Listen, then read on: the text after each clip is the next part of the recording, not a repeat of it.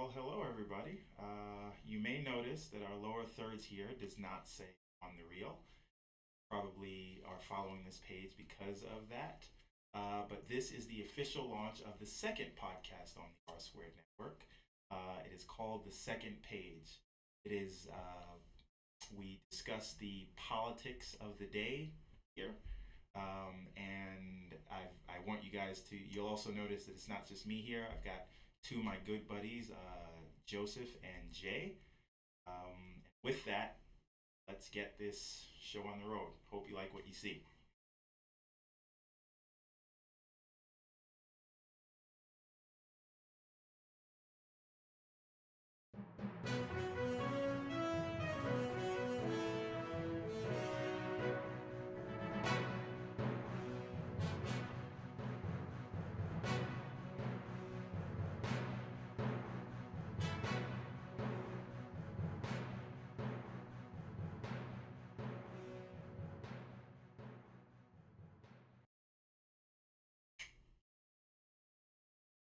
So, welcome everybody again to the second page. I am Joe Oswald, along with my good friend Stephen Johnson, the producer of the R Squared Network.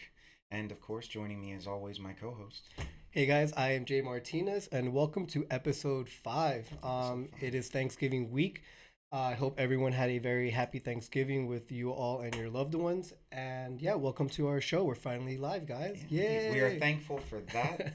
And as always, here on the second page, we are talking past the points. If you end up watching the rest of our episodes from earlier podcasts, you will be able to binge, and that is a good thing. Yep. So, Jay is going to take us through the rundown of today's shows.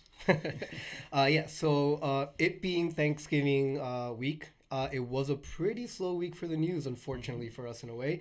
So we have kind of a light rundown this week, but we are going to start off with the big news this week, which is net neutrality. That's been making the rounds. People are nervous and worried, and we're here to kind of give our perspective and break down exactly what's going on. We're going to touch a little bit on the developing beef between our Secretary of State, Rex Tillerson, and Ivanka Trump, which I'm not sure really if she has any actual position in the White House. But anyways, Senior advisor. the senior advisor. And then we're going to talk about the Me Too bill, which is making the rounds in Congress, which is actually bipartisan, which is a cool thing. And that, goes into the whole sexual harassment thing that's been plaguing DC for about the last month. We're going to touch on Trump's Gulf outing and Mar-a-Lago visit and Thanksgiving The again. 80th outing. And then, Yemeni soldiers, U.S., Involvement. and the involvement in, our involvement in their civil war. And after that, if there is time, we are going to open it up to you guys. If you have any questions, any comments, anything that you would like us to talk about, feel free to put it in on the comments, and we'll do our best to talk about it. And with that being said, Joe, take it away. All Tell us right. about net neutrality. Indeed. Well, actually, so one of the most important things to remember about net neutrality is that it's starting off with rules in the FCC, the Federal Communications Commission. First of all, the Obama and Bush administrations had been adding certain regulations that kind of detailed how the internet was to be used, whether it was a public utility or whether it was an information service, either under Title One or Title Two. The basic principle of net neutrality is that an internet service provider cannot discriminate between different websites or applications. Basically, they can't slow you down for not paying, and they can't speed up other people for paying more. The idea is basically stemmed in that the internet is supposed to be free to everyone, that access should be free to everyone, and that you already pay your cable bill, you've already got your bundles and whatnot that you pay for, and so you shouldn't have to pay more or split things up into different categories in order to access things like Netflix or to access the news, Facebook, your email accounts. For those of you that enjoy little other things on the internet, the NS, that's not suitable What are for you works. trying to talk about? Let's just leave that as a hinty hint. So, first of all, we have our esteemed chair of the FCC, our friend Ajit Ajit Pai. Pai. Ajit Pai. I'm not sure I would find that anywhere near delicious, but Ajit Pai, Trump's pick to run the FCC, a nice 5-year term, is doing everything possible to gut the idea of net neutrality, mostly because he's got a lot of people handing him fat stacks of cash. As if you may have seen some of the memes going around Facebook, the gentleman is not doing this in the interest of the common American people, nor is he doing this in the interest of pretty much anyone. This is basically to make more money for the people like Verizon, AT&T, Comcast, Ultracell. To the ISP providers. Yeah, Altice, I'm sorry, Time Warner. These are all big companies that lay out the broadband and the networks and things like that that provide the internet to you. That if they had their way, you'd have to pay $5 a month extra on top of whatever else you're paying just to access podcasts, just to access Facebook, YouTube, anything like that. The basic principle is that everybody gets on the same highway. The highway was built public and private. You pay your tax dollars, you pay your tolls, whatever, but everybody has access. And now they want to follow a similar model that is actually in place in Portugal, which again, I know that that's what's been circulating around the internet mostly. It's the pictures of all the different bundles. Do you want to bundle all of your media, all of your messaging and phone, your YouTubing, anything that you want to do? It's going to be separate and extra charges. I get that we live in a free market society and that it's supposed to be a capitalist kind of venture, but at a certain point you can take things too far. I would love to know what Al Gore has to say about this. Like you said before, he might be rolling in his grave even though he's still alive. If he's still, I'm sure it's a biodegradable one nonetheless. But at this point, they're kind of chipping away at all the freedoms and the things that used to be, okay, we'll pay for it. You pay for your Verizon, you pay for your Comcast, and that should be it. That should be it. But it doesn't end there. It doesn't. And there's only one internet service provider for a majority of Americans. 75% of American households have only one provider. Just like when it comes to our health insurance, you have the marketplace, but there's still in many parts of the country only one provider, one person offering that service. They already have their monopoly. Why do they need more? Yeah. So my worry more than, speed is a problem. Obviously, people that can pay for it, like, we were talking about it before the show, they'll be able to access things quicker. I think Steve wants to talk about how that affects businesses. I want to focus more on how it's going to curtail, I feel, maybe information. And it's a slippery slope. Cost is important. I get it. My fear is that right now we're divided as a country. And we're divided along ideological lines. And those ideological lines play out in the media. You have CNN, you have MSNBC, you have Breitbart, you have Fox. And these are all broken up into conservative, liberal, extremely conservative, and extremely liberal. But there's not really a middle ground anymore. And my fear is that if net neutrality ends and these bundles start being sold, these bundles are going to consist of only, for example, a conservative bundle, a liberal bundle. And what does that mean when people are now only purchasing and getting information that's disseminated by people that only believe as they do? And then because like we said before, I may be a liberal tendency or whatever, but hey, I can go and see, I can still have access to Fox or Breitbart and understand or read what the other side might be saying. And that's always been good for keeping communication open, because you have to understand, I don't want to say your opponent, but other people's way of thinking, right? Because, we're not always right. No one's always going to be right about something. And it's always good to know what the other side is saying. So if that ends, what does that mean? And I'm just playing devil's advocate here. I'm not in favor. You look nothing like Al Pacino. Well, but I actually don't.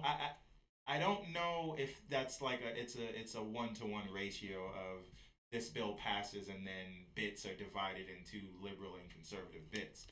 So I know there's a sort of the knee-jerk reaction to go to sort of the worst case scenario, but I actually think that if this thing happens, as consumers, I don't know how much it will affect the consumers, because you see these things happening now. You see companies like AT&T and Verizon saying, hey, here is if you stream videos or you stream music, that won't count against your data cap. So they're separating bits. And that becomes the real problem, because what happens is we will probably effectively not, and we will effectively, but your bill may not go up. But what I am worried about is the entrepreneur and the small business owner who maybe cannot pay. They can't afford to pay the service provider to be in the fast lane, and so the YouTubes and the Facebooks. We're on Facebook right now, but they become the oligarchs that sort of control all of these things, and it'll be impossible to penetrate a new market. So a new YouTube could never rise up. Well, just to give you a few examples, you have something like AT&T trying to buy Time Warner. And the politics aside from of them specifically asking for the Time Warner to sell off CNN before it happens, that's not the issue. One example is that Time Warner owns HBO, and HBO has HBO Go, a streaming service that can directly compete with Netflix. So if AT&T buys Time Warner and then net neutrality is defeated, and remember, the FCC is only proposing rule changes. The providers have to do the upcharging and make the packages and basically go to us. This FCC rule change moves it from Title II as public utility to Title I information service, which allows them a lot more freedom from regulation. So if they wanted to do that, in a world of competition, AT&T could then slow down or completely strangle streaming access to Netflix while boosting access to HBO, thus driving consumers that use Netflix to HBO simply because they just want to watch something like, oh, why is it always lagging? I don't know if anybody remembers when we were younger, the buffering. Yeah. It won't be buffering, it'll just be buffed and done. And then you won't have access to your show. It'll take you an hour to watch a 20-minute segment on Netflix.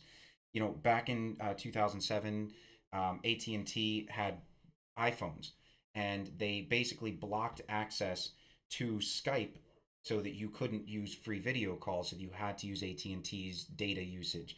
In 2011, Metro PCS blocked streaming videos from everywhere but YouTube because they had a contract with YouTube. AT&T 2012 blocked FaceTime from iPhones for people who didn't pay for extra plans after they failed with the 2007-2009 slowdowns for Skype. They will always find a way.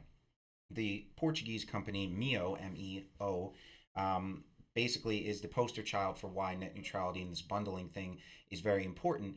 I'm pretty sure we had a picture up that shows... Yeah, it's up right now. Yeah, the picture up that shows all the different bundles that they're offering, and if you add them all together, you're paying $40 or $50 on top of the ISP provider, on top of your Verizon or your AT&T cable bill that you already pay. You're now paying this extra money just to access. So it's like it's adding a toll right after a toll. You've already paid to get onto the highway, and now you're paying more just to access it. And if you can't afford that, then you don't get the access. So what about political websites, news websites, religious websites, fundraisers, nonprofit organizations, all these places that have free access to the internet currently and can just put up a site, and as long as you have a domain and you pay for your domain or you have someone running it for you, then you're fine. Yeah. But now they want to say you have your domain. Okay, now on top of that, we want you to pay. And now on top of that, we want the person watching to pay. So they hit it on both ends. Right. And Erica Ramirez in the chat here just pointed out there are phone companies now that are offering to pay for your Netflix services. Mm-hmm. And again, T-Mobile does it. As consumers, it sounds good. Like T-Mobile Tuesdays. You're bundling it up. What is the broader effect, right? What will happen when the next Netflix wants to come about and they don't have those deals? So we always get into the slippery slope argument. Yeah. But again, we need to be vigilant because they'll get you with the sweet candy. Hey, you're getting free Netflix or you're getting unlimited data. But are you really? But you're not really. And are you really? You're sort of being limited. So you get unlimited data, but we'll slow you after a certain point, and then we'll just completely strangle it. Or we'll charge you $40 more a month for the same plan you just had, but include in T-Mobile. No, I mean include Netflix, right? But I'm saying what I'm saying is, even if our prices go down, even if we get unlimited everything, and all this cost goes on to the service provider, not the ISP, but like the Netflixes. Of the world, that's not good. No. Because, again, another startup can't come about and then we'll be stuck with certain services. So we need to be mindful that even if prices do go down, it may not be good for the no, of course. So you feel that this might be setting up the stage for possible monopolies, then, right? Oh, absolutely. There already are monopolies. I mean, the United States has some of the slowest and most expensive internet in the world, just like we have some of the slowest and most expensive healthcare in the world. Although on the Six Sigma, on the grand scheme of things, we have some of the best healthcare providers. It's out of reach and inaccessible to a large majority of the people, just like the internet will be if net neutrality is defeated. They will, it won't immediately happen. You're not going to see your cable bill jump $50, $60 and then all of a sudden saying, if you want to go to Facebook, you've got to pay extra. What you're going to start seeing is they're going to do it little by little. They're going to see. Of course. How much we're going to charge you just $5 here, just for now. And until we get used to it as well, because we're all creatures of habit. We go down that slippery slope, and we're going to start, little by little, like you said. But my question now is, if enough of us, if enough of the people out there make a fuss about it, if we call our congressmen do everything we're supposed to do, we had mentioned that there's congressional oversight on the FCC, right? Is there a legal move, a legislative move that we can force or ask Congress to take on our behalf? In this environment? Well, there's two right now. Right now, we have the Attorney General of New York, Eric Schneiderman, suing the FCC, basically saying that when they went for the public hearing part, because anytime there's a proposed rule change, the APA states that you have to give a public comment section, usually 60 days. And in that comment section, basically, they're saying that people within the FCC, within the current administration, have been using bots, have been using false comments, people logging onto multiple accounts, commenting the same thing, and basically commenting in support of the move when these aren't legitimate comments or legitimate people. So they're suing the FCC for blocking access to that information and for also doing it in general. I'm sorry, Joe. So you're saying that this is behind people in the administration that are flooding the comment space for this? Not necessarily within the administration, like the supporters, the outside supporters, and it's not provable because they're blocking the access. That's why Eric Schneiderman is suing the FCC, because he wants to know if it's them doing it, if it's just some Russian hacker putting a bunch of bots out to do it, if somebody in Arkansas with 100 different usernames is doing it. The point is that they don't know who it is, but they know that they're bots. They know that these aren't legitimate comments in the comment section, and it's drowning out support, not it's drowning out the opposition saying we want to keep net neutrality. They're drowning it out. So it's like if you have a restaurant and you get a review online and it's a bad review and it's posted right at the top, so you go on and you ask people to your friends and family go on, leave a review, so it drowns it out, pushes it to the bottom of the page so that you don't pay attention to it. So between that and the fact that Ajit Pai is basically burying all of this information in the FCC website, all the public comments, all the reviews and stuff that they've done, all the things that they're supposed to be doing to prove that this is a necessary and legitimate rule change, they're basically being buried to the point where the general public can't find it. And also, you know how our attention span is. They're doing it on Thanksgiving. I know, yeah. I mean, come on. Where no one's really paying attention, when families are just at home hanging out, then this is all coming about when people aren't paying attention. Despite the politics of it, I mean, it's just a one after the other of whether it's Congress or the federal government itself as a whole or the executive branch just trying to sneak things in. With the tax bill, trying to sneak in a repeal of the individual mandate, with trying to change the FCC rules, with the EPA getting rid of scientists because the Bible said so. They just sneak these things in and then they throw another topic out to distract people. So you get to a point where they're just passing bills and shoving things down people's throats without actually getting legitimate public comment, without actually seeing who these things are going to hurt. I mean, it's almost like the not just the administration, but the people that were left over. These Republicans in general are trying to pass Republican or conservative laws that would benefit, as if they thought a standard Republican won the White House, or that standard Republicans were the ones challenging primaries for the Republicans that have been in Congress for forever. So then, what is a call to action then? Well, what can we do besides making the fuss that is kind of making the rounds on the internet? But as you're just pointing out, then there's also this information that's being drowned out, and I mean that might go to court. That might very well get some legs and movement, in the future. But that's not going to be in enough time to make a difference if the FCC decides to take away net neutrality. No, that's what can we do? There is obviously the option to go to court. You strike it down as unconstitutional. You say that. But that takes a while, rules. Right? Or, 2018 coming up, the House and the Senate could possibly be flipped over, or you could get some different conservatives in, even though the Republicans, they might look and say, hey, this is bad for my people. You have the Congressional Review Act, the same thing that they used to take the CFPO and basically get rid of the blanket arbitration rules that the Obama administration had set forth to protect regular people. Which now this administration is repealing. Not the administration, Congress has done it, because the Congressional Review Act just basically says if Congress decides that an executive agency, the EPA, the FCC, the FDA, whatever, proposes a rule and makes a rule that they don't like, they just vote it down. They just like, nope, we don't like it. Congress says no, and that's it. And it doesn't even require, as far as I'm concerned, for the president to sign it. He can just say, do that, and they'll do it.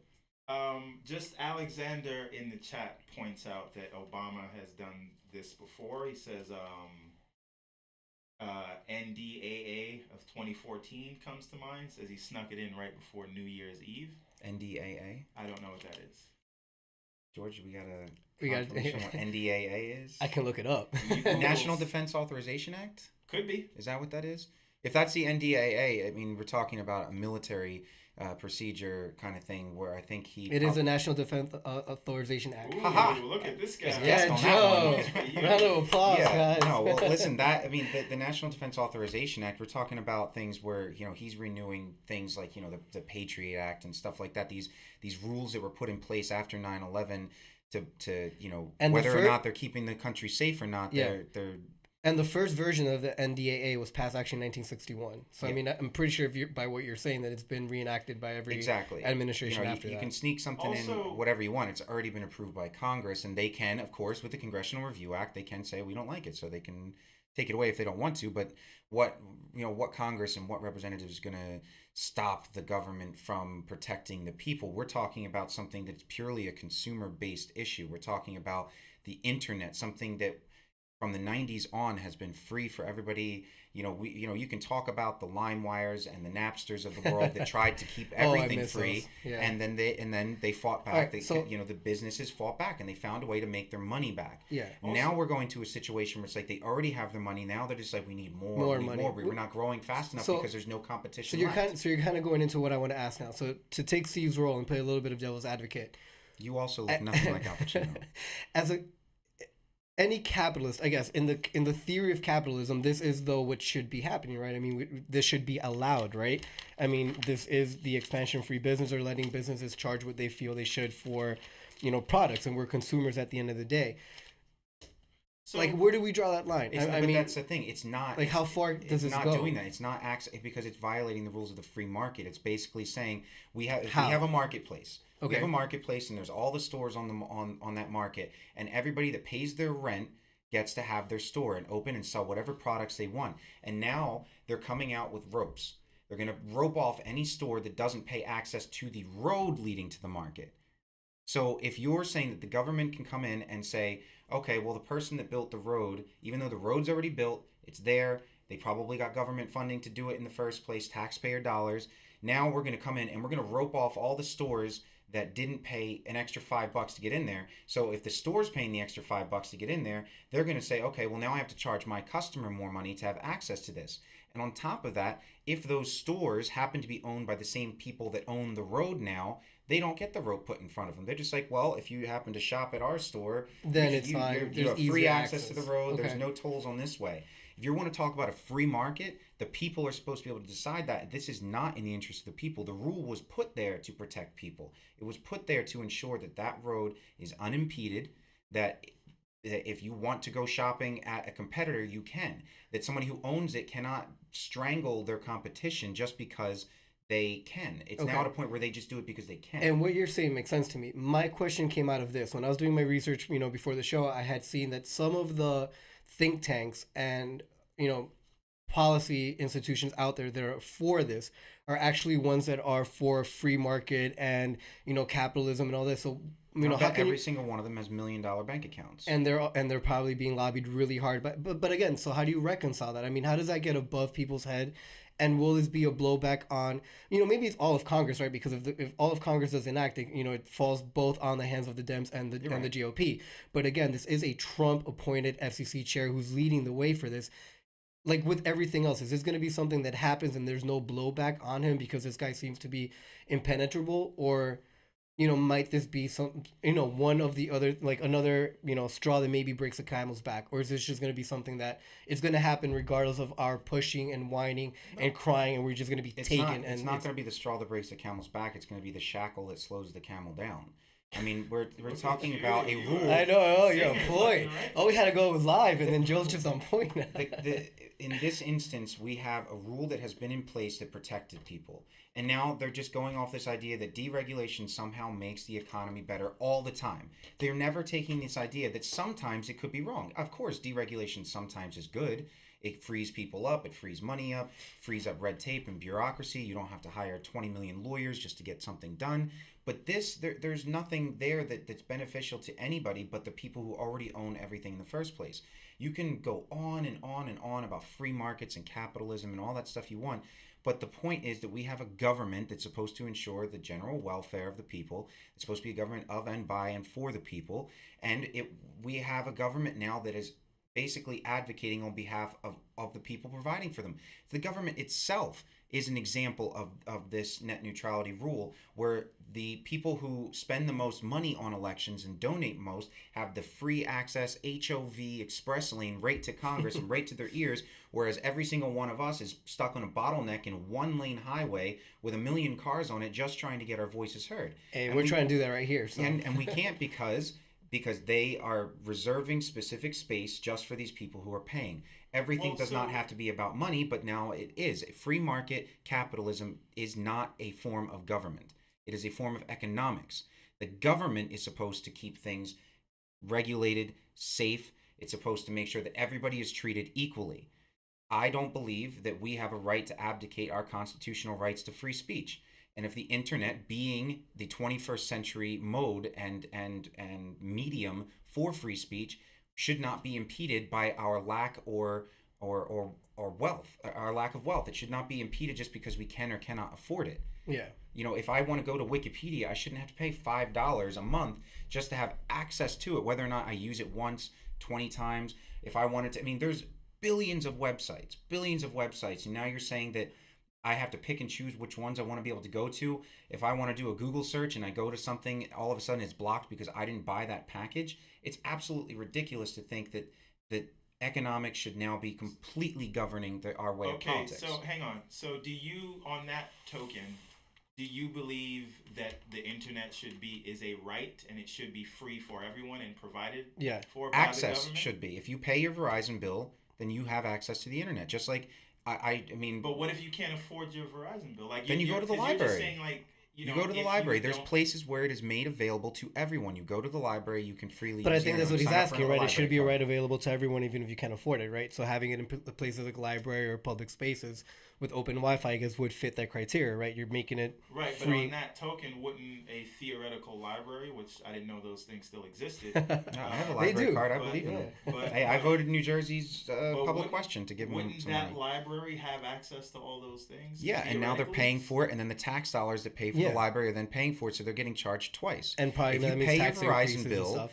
If you pay your Verizon bill, you pay your Comcast, your AT&T, your Time Warner cable bill, your Optimum bill, you pay your bill, and that should be it. You shouldn't pay your bill and then have to pay extra to access something else, and then extra to make sure that you get it at a reasonable speed. But who determines what extra is? Like, what is the That's price where of the government comes in. That's why we have the FCC in the first place. That's why we have the FAA and the FDA and the EPA. We have all these acronymical, executive branches created by Congress because this is a government of the people, and the people in general decided that we needed those protections. You get rid of those protections, and the floodgates are open for anybody to abuse it. And then we have to wait 10, 15 years for someone to come along and say, oh, I'm going to fix that. And then we go all the way back.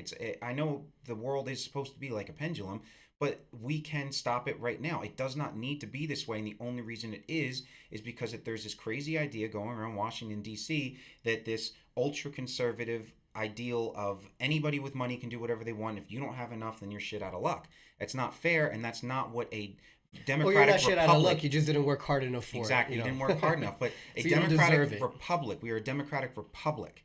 This is a country made up of 50 little countries, and this FCC rule will also include a provision that says that individual states, are not allowed to make pro-net neutrality rules. If this rule passes, they're basically saying that this is a blanket for all 50 states and territories, and then if New York wants to say, no, we want free access to it, just like they just allow free access for state college. Yeah. Or not state college, for community college. Yeah. They I think New York they actually does that. say college. Yeah, well, they wanted to do that, and they had every right to do it. Their government pays for it. So isn't this, again, though, kind of a going backwards on conservative ideals, right? More states' right versus federal, and right now an administration is backing a federal move that'll blanket states' rights, right? You're curtailing their own right to decide what they want to do. That goes back to my statement of them saying that they're trying to pass all these laws, like the tax reform law and this rule change in the FCC. Alex thinks you're wrong. Well, of course, I wasn't expecting that. I know, right? Well, he's just saying that the biggest power of abuse has been government. Of course, and the government absolutely has the ability to abuse power.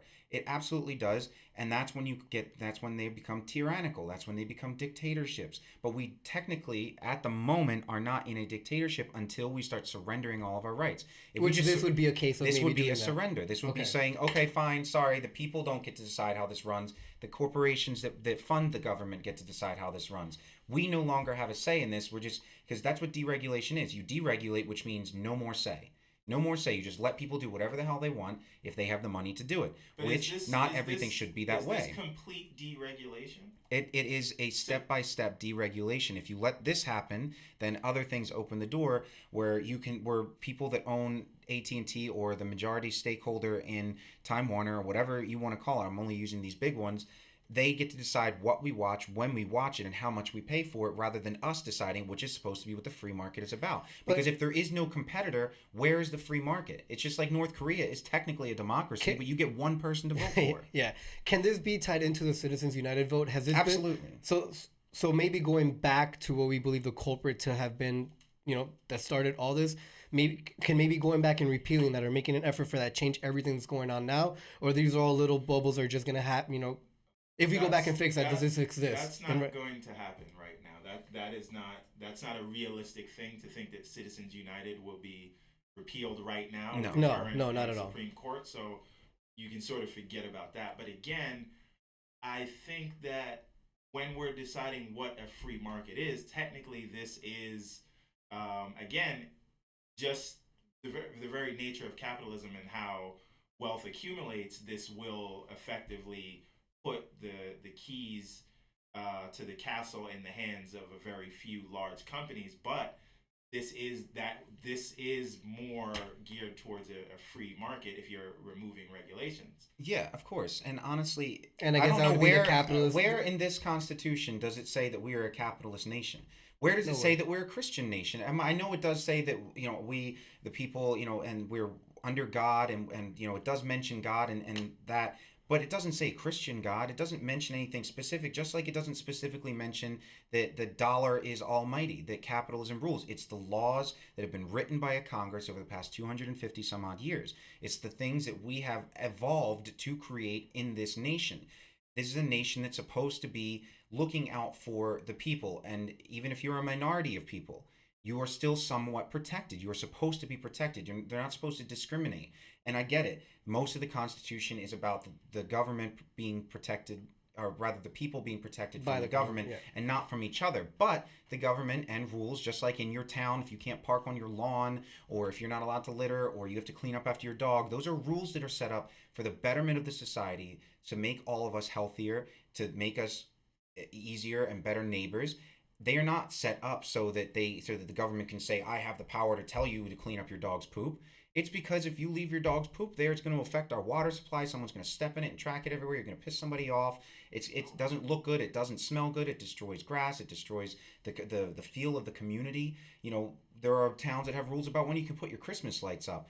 And you can complain about it, but if you don't go and you sit on council meetings, and if you don't say that this is why I'm not going to vote for you, they're never going to change it. So you can say all you want up and down that we are a capitalist free market country, but it is our society that is capitalist and free market, and it's only because of the rules that we've set up over time. But there's nothing written in stone that says we absolutely have to be that way. That's why there are banking regulations. That's why there are rules about being charged overdraft fees in the bank. That's why there are rules governing how you fly a plane. Alexander makes, I guess, would be a valid point.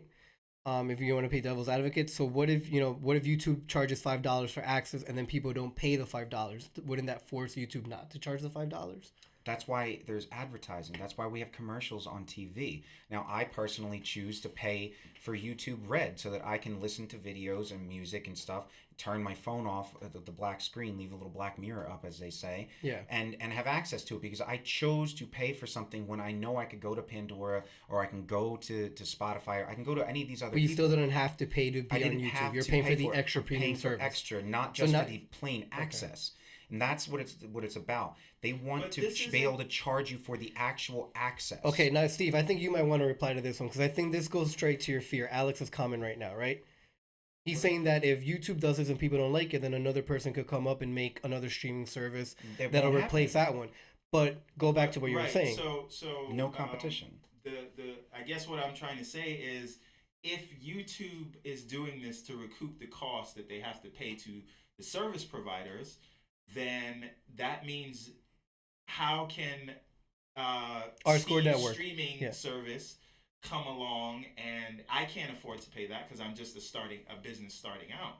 So you're effectively putting all the power into the hands of the people with money, and sort of putting barriers to starting more business. And if the idea is to remove regulations and barriers to sort of jumpstart business and help out the economy, I don't know. And if small business is the engine of economy, I don't know how this helps small businesses. Will it help large businesses? Yes. Yes. And will they make more money from it? Yes. Will that be disseminated into the economy? Yes. But unless we're saying we want to move to an oligarchy of companies, I don't know how much. Wait, we haven't moved there yet? No, it's not. I mean, everybody wants to say free market, free market, free market. But if you take the free out of it, then it's just a market. And then it's just, you have one place to go and that's it. And there's nothing else. And there's no chance for competition to come up because it's immediately crushed, because it has no access, because they have no rights, and the rules are written to benefit the people in charge. I think it's important to say that it wouldn't be no access, right? It would be slower access, because limited access. I'm sorry, it's a dirt road running next to the parkway. I completely understand, but when you say no access, you get it virtually is. No, I understand, but what I'm saying is, when you say no access, it sounds like you'll get a cognitive dissonance and people will turn off and say you're fear mongering. So limited access is bad, right? Because it's effectively shutting you out of the market. But let's just not say no access. Well, you can call it fear mongering all you want, but it's just like the chipping away. It is the truth, though. It's chipping away. If you let something like this happen, then it just leaves the door open to do more and more. You see what you can get away with and what you can get away with, and if there's nobody that's going to step in to stop it, I mean, there's so many different things that play into this. I mean, if you have a gerrymandered district, you know that these certain people are going to get elected. You pour money into that district, you get a guy elected, and you own him or her. But to go back to my point, and I don't know, it's, I don't want to call it fear mongering, or maybe, I like to think I'm the optimist of the group here, but I'm the one being pessimistic this time, is that the whole division of information and what we're allowed or what we choose to, to get our information from, that's going to be limited, and I think that's going to hurt. And that might be the worst case scenario. That might not happen right off the bat. But as this starts going and it starts working, people start picking and choosing what to buy, or things start being closed off, we're going to divide ourselves more into what we're comfortable with or what we know. And that's not a good thing for our country in the long run, because we're already divided in a way that I haven't seen it in my lifetime until now. And if this gets worse, I mean, there's already a lack of education in this country. There's already a big problem with voter apathy. People not, you can't really tell fake news from real news. So, I mean, when now you're being limited to what you get and where you get it from, the odds of you, propaganda, maybe, I want to say, increases. And I don't think that's going to help us at all, aside from the whole capitalist money corporate thing. But I don't know if I necessarily agree this will lead to that. Like, this is bad, but I think that is a separate discussion, and we can have that discussion about what the Sinclair Broadcast Network is doing, and sort of the rule that just got rescinded, where a media company can own multiple newspapers and local news stations. That's a separate discussion from what this is. What we're talking about, access or limiting access based on money. But I want to just, again, devil's advocate, who's to say that another company can't come along and say, hey, I am not going to charge separate fees. It's just all you can eat. And then if the market will bear that, then we'll be at this unlimited space. I think Who's I to stop another company. Okay, if you want to be the devil's advocate, then I'm going to be the righteous judge who says you can talk up and down, left and right, conservative or liberal, about starting another company and competing with YouTube. And competing with someone with billions and billions of dollars, who own all the servers that all the information is stored on, who own all the wiring and the optics, the broadband, who own every means of transporting that information. There is no way, just like there's no way to build an app and get all the profits from it, because you have to give a bit to Google Play. You have to give a bit to Amazon. You have to give a bit to the person who is giving you the ability to be there. And that is all well and good. That just like when you buy something at the Nike store, they paid their wholesaler, the Nike store charges the retail price, and the consumer pays the retail price. But now it's like they've added another middleman. They've added more bureaucracy when it's not really bureaucracy, but they've added another level of cost that does not need to be there, that we have gone decades with not having a problem with. I mean, these companies are not suffering. They aren't losing money. They aren't in the red. These are people that have already made billions of dollars off of it, that have advertisers that are willing to pay to be on those sites so that things like YouTube and whatnot are free to access for everybody. Yeah. Now, if you want to say, oh, what if I just start a company and I say I'm not going to charge that? Well, then the people that are threatened by that will destroy you. I mean, Blockbuster had the opportunity to buy out Netflix for like a couple $1,000,000. And they chose not to because they didn't think it was a threat. And then Netflix destroyed Blockbuster, so to speak. I'm not going to say it's exactly what did it. You know, other things led to it, but Convenience. but if Blockbuster had not felt like they were on top and they could do anything they wanted, they would probably have bought them. You would have had Blockbuster Flicks or whatever. Whatever. I think they had a thing where they were sending out DVDs to people. Yeah, I don't remember. But the point is that if you are threatened, you destroy. And if a little company comes up and says, we're not going to charge this internet service provider fee, then whoever they get their servers from is going to up their charge because those servers are owned by Amazon or they're owned by the competition. No, and you make... There is no way to start a competing company. Look at what T-Mobile has done. Yeah. Right now, they're not at the top of the market. No. Right. I personally don't use T-Mobile, but I do. you can see that they started pushing these unlimited plans, and it sort of forced the bigger players, AT&T, Verizon, and I don't know where Sprint stands in this sort of hierarchy of telcos, but them doing that and providing unlimited data sort of forced the other networks to emulate that plan. So who's to say that couldn't happen in the sort of landline space? There's no one to say that. Well, no. Or furthermore, you know, who's to say that Comcast will still be a thing in the future? 5G comes around and you'll just be able to get your internet from satellites, because satellite internet is like a big thing, like in the Midwest, right? Yeah, we're all wired few out here. Clouds. What'd you say? It's just like no clouds. You know, I mean, you can have somebody owns the satellite. No, I Somebody owns I that. understand that, but there are a lot of, I think they're called NVNOs. These are like sort of third, like you essentially you're buying your service from them, but they get the service from one of the other players that provides that. So So you're talking like a Boost Mobile or something like that. If you want to go back exactly. to, I mean, like I use Metro PCS, and not to prop them up or but anything like that, but they work on the T-Mobile network. But isn't all of that possible because of the way things are set up right now? We're talking only about communication. They're set up the way we are now. If now things change, you're propping the major players to now pull rank, and with all the money and influence they have, they can start shutting down these little players because they're not going to need them. They're going to either force you to buy their product or not have a product. And then, I mean, that's the fear. And again, it might not go that far, but the possibility of the door being open for that to happen is scary in itself. And again, I think it's not in the interest of the people or the consumer. This is in the interest of the corporations and the people that are lobbying, and the congressmen and everyone, and paying money to make this happen. Yeah, because go back at the end of the day, years, it's for them. King Charles II. Just like the tax plan, it's all for them right now. Everything is just magically benefiting them. And yeah, I mean, like you have the TV show on Netflix, which could soon be strangled or blocked from us because they don't pay. But, King Charles II grants the Hudson Bay Company exclusive rights to do something, but there's still competition anyway. But because the government said that they're allowed to do it and they're the only ones that can, they created a monopoly, despite the fact that a free market wanted to emerge and wanted to compete. They were just allowed to kill indiscriminately. You can fight, you can do whatever you want, because there was no regulation, but there was a government standing there saying that you can do it if you want to. I mean, we were talking about they were thousands of miles away, and they just had a piece of paper that says we're allowed to do it. And also, Dan Valenti. I was just going to read that. points out that net neutrality is just another way to stifle innovation. Yep, I was going to read that. So good on you. And it's why the free press can't operate because of the big dollars run the medium. So, I mean, that's kind of to my point. I mean, don't you think that would get worse if there's a limited control or just one place where you go and get everything? On top of the fact, it completely goes against antitrust rules. I mean, you're basically allowing for the creation of monopolies. And then you see that now where all these big corporate, media companies are being owned by, Jeff Bezos of Amazon, Washington Post. You can go down the line.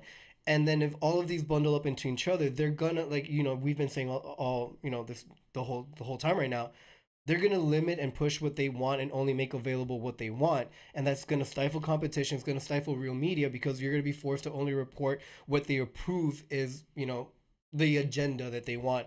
And then when does But real what's news to make you think that that's not the case now? It is the case now, but then there's a space for people like us, or other shows or other free, Hey, look, these rules are the only reason Breitbart even made it out, that the Alex Jones was able to get his stuff out to the public because there was no one saying he couldn't do it. There wasn't a CNN Time Warner company that bought him out or strangled access to that. But now they will be, and that's my fear, that it's going to go to the point where you can't get information out unless you're a part of that or you fall under their umbrella. And then what happens after that? I mean, like you said, it's stifling free speech. What is stopping us from doing this right now? I'm not saying that we're going to have 1 million viewers and whatever, but the point is we're here, we can do it. Yeah, and if it comes to the point where no one can purchase this, or we can't afford to put the show out there because we got to pay 5 different people, then what's the point? But I guess the point is, this is still being streamed through one of those big players. So it's not to say that... But we're not paying for that. Yeah, but we're not paying for it. But who's to say that we would pay for that? There is nothing to say that, but that's the thing. There's nothing to say anything. You deregulate, you strip a rule. What says right now, today, that this has to be a free Title service? II of the FCC rules providing that the internet is a public utility. No, but that has nothing to do with whether YouTube will charge people to stream on their network. Right? It's not a one-in-one comparison to say this law passes or this change happens and then YouTube now will charge people who want to stream on their network. Exactly, and I did say that there is nothing that will say will happen right away. But as soon as little guys start doing it, as soon as you have, maybe Facebook and YouTube and the big players who have billions of dollars and can afford to absorb a couple losses might not do it right away. But when they see that they can start making extra money, who doesn't want to make extra money? Who doesn't want more money for their shareholders? Who doesn't want to be a double billionaire or a trillionaire? Of course, it doesn't mean automatically everything's going to start costing more money and YouTube's going to charge everybody who streams on YouTube to use it. Because right now they make their money off of advertising. The little thing, 15 seconds, this ad's going to start and you have to watch it for 30 seconds. You can mute it if you want, but you can't skip past most of them now. That's where the free market came in, because the rules as they are established now really don't make it amenable for places like YouTube and Facebook to charge people to stream their stuff.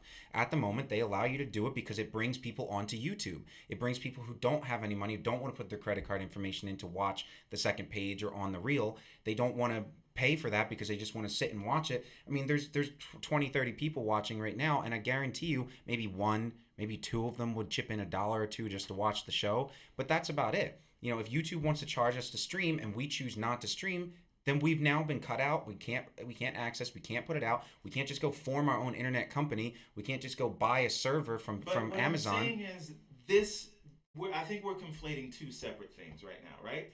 To say that, if you want to say that if this law will hurt me as a person who wants to start their own website and start their own streaming service, then yes. But if we're saying that this directly leads to Facebook and YouTube and these guys saying that people have to now pay on their network, that's a thing that could happen now. This law doesn't affect that decision, right? So I just think I think we should be clear where the real devil is. I respectfully disagree with you. When you go to when HBO first started, I mean, HBO was involved in many lawsuits because cable companies did not want a private cable company being able to offer things that you paid for extra. You had to pay for a subscription to HBO. I mean, back in the day, you get scratchy, whatever, and every now and then you saw a boob, and you were like, "Oh God, now I need HBO. I want to watch a fight. I want to watch this show where it's not censored, where it's not controlled by the FCC." That's basically what the idea of HBO was, and they were sued left and right by cable companies who did not want that to happen because they feared basically what's happening now. They would lose the control and the rights to distribute all the information that we see. And now, because of that HBO Supreme Court decision, we have streaming sites. We have things where you can go to the internet and watch whatever you want without it being regulated, without someone telling you can or cannot watch it, and you don't have to pay for that. You don't have to pay to access Wikipedia because you want to learn about something, whether or not it's legitimate information, as my college professors always told me. You still should have access to it without having to pay for a bundle that includes, wiki pages, and a bundle that includes things access to Google, and a bundle that includes your access to CNN and Fox, or a bundle that includes your Breitbarts and your InfoWars. This is a rule that is an unrule. It's basically saying we're not going to regulate anything. We're not going to watch anybody what they're doing. We're going to let you do whatever you want. And when you allow things like that, you get chaos, you get control, you get a consolidation of power where there's already a strong sense of power. And I agree with you that we might be conflating two issues, but all these issues blend together for a reason. Yeah, that's the point I wanted to make right now. I get what you're saying, and I get how both are different, and I also see how my view or my fear might be maybe, too over the top, or maybe worst case scenario. No, I think it's a legitimate fear. I just don't think it relates to net neutrality. The way I think it relates, to go off of Joe's point, is that there is really nothing, like you're saying, stopping them now. But then your argument is also on the business side that if you, Steve, wanted to start Steve streaming or whatever, and then how much harder that would make it, that is the reason I think would push them to do what they want. Right now, you're free to do that, right? Right now, we're free to, another competitor can come out, just like I think Alex said, and then negate what YouTube does, right? But when you take this away, when this happens, I think that now that door becomes harder or actually closed for another company to come in and compete with YouTube. So when that door is closed and YouTube has nothing to do with it, then why, like Joe's been saying, why can't they just charge more and more and more? Nothing's stopping them now, but the fear that someone can pop up and not do what they're doing and then take people from them. But when that door is closed, which I think net neutrality will lead to, then why not bring the charges up? You get me? I think it would become a natural repercussion of what's going to happen. Not saying that it can't happen now. Yes. Right. Yeah, it'll just organically happen from what the law would limit other people from doing or getting involved because of the lack of money, lack of funds, lack of sponsorships, and just how hard it would be to jump into the game. It's hard now, but it's not impossible. This would make it impossible to jump into the game. But see, when we use determinate, definitive terms like impossible, I think you can lose people that way. Okay. But what I do believe that a bit is a bit is a bit, which means you are, as the service provider, because this is what they're fighting against. They do not want to be considered like dumb pipes, right? So they want to. This is why you see all of these telcos buying up content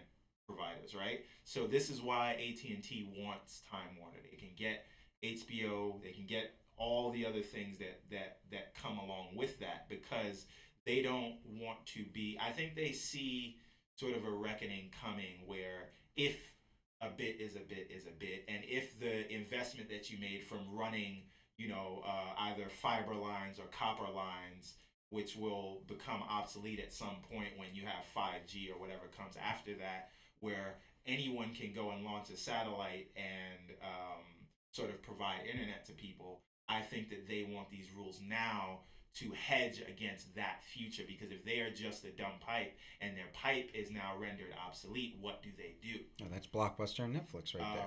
Yeah, so then you think they're not making Blockbuster's mistake. You think they're seeing the threat and reacting to the threat before it becomes something that they have to retroactively focus on. I'll give you an example.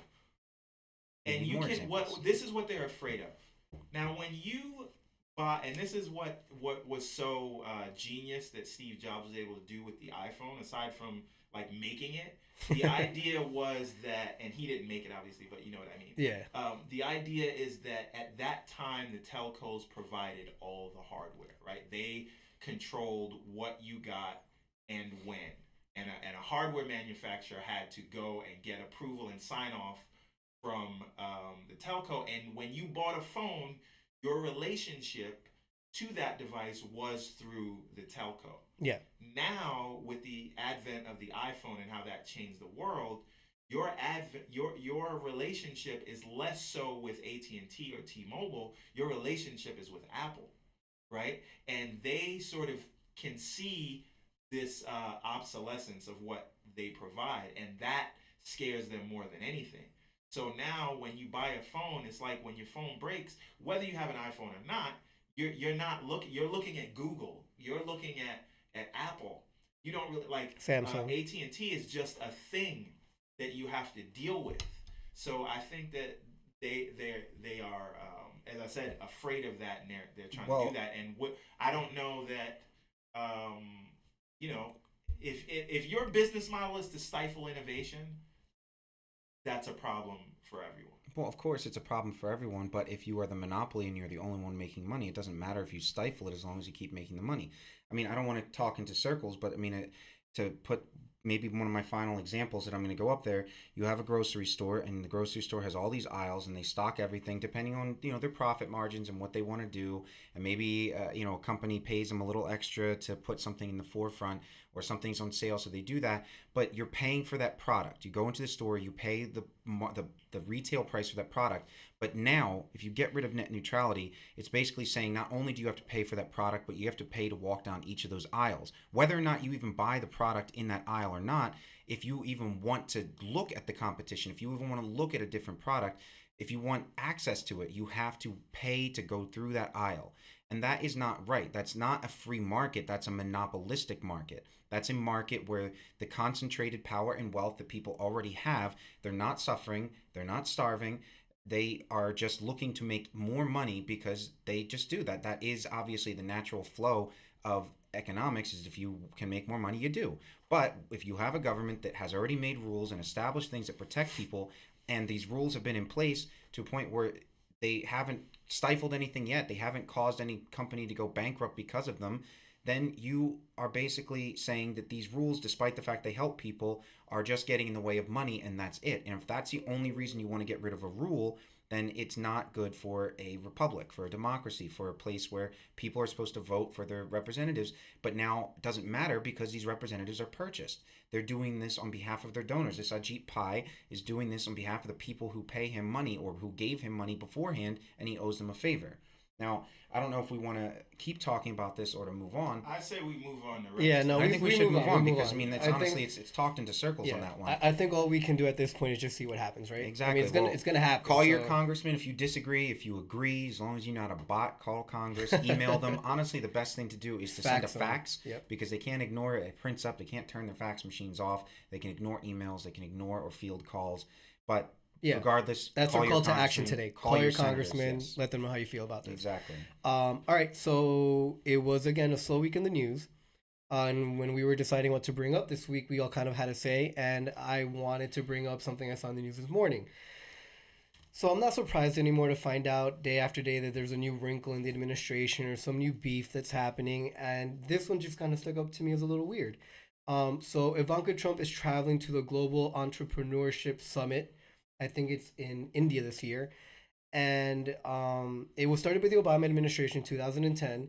And the thing is right now that Rex Tillerson is not sending a delegation with her of senior officials. He's again, she'll be sitting by herself. And he pretty much is not allowing anyone to go. And this happens a week after I think the administration told him that the State Department had to cut staff and they had to find a way to cut their budget. So I don't know if this is a result of that or the fact that Tillerson is a top diplomat, but, time and time again, he's being overshadowed by the likes of Kushner and Ivanka in the global stage. Only he hadn't called the president a moron. Which he still says he has. Well, he hasn't really said he has, right? Yeah. But, so I kind of just wanted to bring that up. And I find it interesting that this is trickling down into the most minute of details. I mean, this should just be a trip that, shouldn't even really be on the radar, I think. And it's becoming an issue because of the inner fighting within the inner circles of the Trump administration. And, I'm just bringing it up because it's like week after week after week, something happens. And I just don't know when it'll stop. And it just, again, it doesn't affect President Trump. I'm not the biggest fan of Rex Tillerson.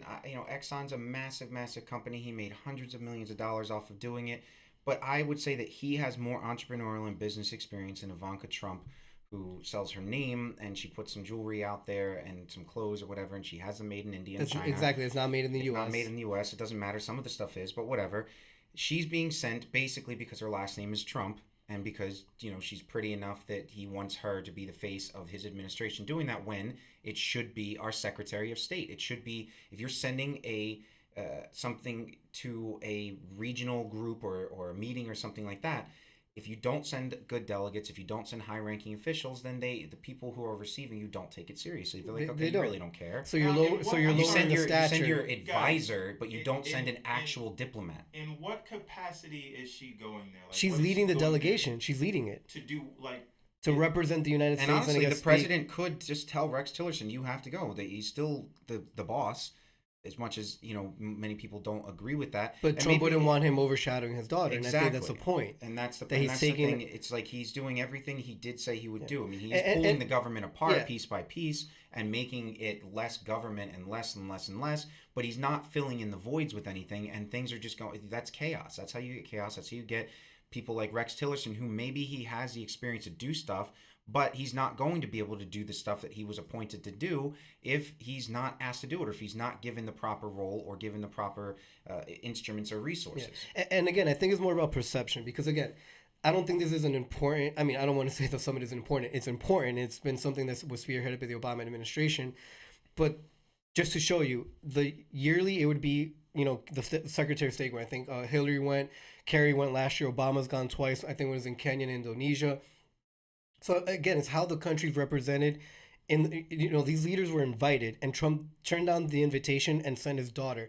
So I mean, I'm sure there's been nepotism in administrations before this. Yeah, that sounds like something you do in a monarchy. Exactly. It's just the how much nepotism is within this administration that is just a little concerning to me, and should she be has more no official concerning. power. She has no rule-making ability, no authority to say or do anything or make any agreements on But behalf above of all, the country. but above that, what are her qualifications? I mean, why? Why is she there? And I think that's just happening more and more, with this administration and with our global position in the world. We're not putting our best foot forward all the time. And I'm not sure that's Trump, but he is the president. And aside from that, like we said, Tillerson is the head diplomat of our country, and he's being overshadowed continuously by advisors and family members within Trump's inner circle, which he feels comfortable with. But it's a different way, I guess, of governing. We're not used to it, but I think it is hurting our brand across, the globe, and that's the only reason I really wanted to might bring be it up. helpful. Whose brand it is helping? The Trump brand. Exactly. But as I'm saying, so isn't that concerning? I mean, there are laws that he's breaking the law literally, and nothing's being done about it. I mean, even right now in Mar-a-Lago, I forget how much money's being like. First of all, after that, he increased the you have to pay $200,000 I think a year to be a member in Mar-a-Lago, and he did that after taking the presidency. So I mean, he's literally monetarily benefiting from the position in which you're legally not allowed. Rentals for the Secret Service. Yeah, I mean, he's already. I mean, why can't it be free? Yeah, that's going to come up later. But I mean, he chided Obama for, going on vacations and golfing all the time. And he's going to supersede, if he's an 8-year, 2-term president, it's not even like double or triple the amount of money that he's estimated to be spending. And yet, I don't see any of his supporters, holding him accountable. I don't see anyone calling him a hypocrite, which, it is. Anybody that already didn't like him. Yeah, exactly. But again, his base is his base, and this guy really can't do anything that they see as wrong. But again, also, I just one point I wanted to say this earlier. So when we bring up things that are not normal or not okay, and then there is the reference to, well, this administration did it too, or that administration did it well. I just think that's a dangerous road to go down, because then we're sort of on the path to nothing mattering, right? So essentially, if something is wrong now, but the last administration did it, you can't say, well, they did it too, so you shouldn't complain. Because if it was wrong then... Tell that to the Supreme Court, who bases almost all the decisions on precedent. Well, what do you mean exactly, though? I'm sorry, I kind of lost you there. No. Just sort of like when we say, well, there was a comment earlier about Obama sneaking a bill in during the New Year's okay. thing. And, when we sort of just make references to other administrations, if we didn't like it then we shouldn't like it now. And that cuts both ways. Yes, I agree. But yep. then it has to be on the spectrum. I mean, if you're talking about the NDAA versus the FCC, I mean, those are two completely different things. We're talking about military authorization, where you have the president as a commander-in-chief reauthorizing a law Congress already authorized, versus the FCC, an executive branch, not following APA standard rules, getting rid of something that genuinely protected the economy and the consumers. They're two completely different things. That's not hypocritical to say that, especially because the president himself did not ask the FCC to do that, but it's implied by his pick and by the conversations that they allegedly and likely had prior to Ajit Pai being put into that position, off of the recommendation of Mitch McConnell. many-term senator from Kentucky who never holds town halls, at least that I'm aware of, and never actually pays attention and does everything based on what his party wants, or what's good for his party, rather than what's good for the people of either Kentucky or the United States. Which goes to a point that I made in an earlier episode, that it's just disconcerting. And I mean, I can see how it can cut two ways, but that, if a rule is being made or proposed by a senator from Kentucky or Minnesota or Oregon or Washington, whatever, that if they're making a rule that affects everybody, why do we not have at least the access to call them and say, I disagree? You try to email, call, or phone, or text, or fax any representative that's not your direct representative. They just ignore you because they're like, well, I don't have to listen to you. But it shouldn't be that way. If you're making a rule that affects everybody, then you should at least humor people, at least take the call, at least say, okay, there's people that really will genuinely be harmed by this. Just like the FCC rule, just like the Trump sending a non-elected or non-appointed, non-position holding delegate to a summit that's supposed to be promoting American entrepreneurship, at the same time trying to pass a tax code that's destroying regular small businesses but promoting his own brand. It doesn't make any sense. It's not fair, and I never said anything had to be fair, but there is justice in the world. Is there? But you know what else is not fair? Chiding somebody over how much golf they play and then playing all sorts of golf yourself. And then the worst part is not being chided about it by the base that you so angered by pointing out that the other guy, the black guy, was playing a lot of golf. I mean, that's just my thought on it. But again, not a major issue. It's not a big thing, Ivanka going. I just wanted to kind of, again, highlight a little bit of hypocrisy, a lot of nepotism, and a lot of brand building for a president that's not supposed to be brand building while in office. That's the only thing. Anyway, so on to the next topic, if we're done with this one. It's the next big one, and I think it's important, is the Me Too bill, which has bipartisan support. It's, I'm pretty sure it's being brought up after this whole month of the allegations that has been plaguing almost everyone in D.C., Hollywood.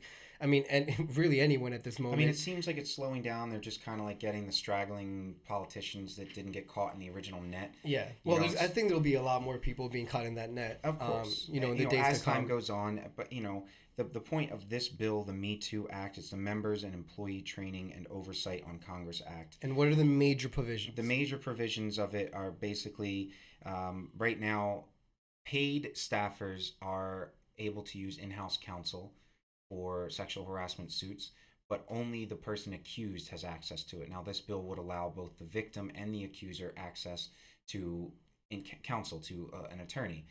It also expedites the process for the claim. It removes the mandatory non-disclosure agreements and mandatory counseling, which is important. That goes ahead of it, because that basically just makes it such a long process that anybody accusing anybody is just not going to want to deal with it, and they'll usually just let it go. And I think that's why it was put in place in the first place. This really is sparked by Representative Conyers, the disclosure that he spent, what was it, $27,000 out of congressional taxpayer money paid to keep a staffer quiet, basically, and she signs a non-disclosure agreement, meaning she can't talk about it afterwards. And her name. It doesn't go public. And that the other provision of this new law is that it will allow for the publication of how much money was used to settle, what office settled it, and require that if there is a settlement and the accused person, the representative or the staffer, whomever, is to the point where they settle it out, they actually would have to reimburse Congress for that money. You can't just use taxpayer money to because you wanted to touch someone's boob, or because you're a girl and you harassed a male intern, whatever it may be. If you're an intern or a staffer, you're now protected, and they provide for a victim's advocate, which I think the best part about this bill is that, just like most things, it starts in Congress and it only applies to people that work or are interning in Congress, but it sets up the precedent for people to be able to make this more of a national type law. And maybe it'll be really hard to make it a national law, because there are people like pastors in South Carolina who claim that women are the ones accosting men, and it's not our fault, that it's them doing the wrong, it's them wearing the clothes they're wearing that's causing all the harassment. Or you get people like the Roy Moores of the world who find a way to get his supporters to say it's perfectly okay to do what he did, but somehow it's wrong to pantomime your hands over a woman's chest, or to have touched someone on the hip that maybe they didn't say anything about it then, and maybe it didn't even seem like it was an issue, but 15 years later it comes up. So, I mean, like I say, everything falls on a spectrum. And this is setting up for a good bit of legislation that could make it much easier, much less embarrassing, or what's the word I'm looking for? Um, because a lot of time women feel like they can't say anything because they don't want all the attention, whether or not it was a serious event like an actual physical assault, or whether it was a comment or something that maybe is more psychological or social. Yeah.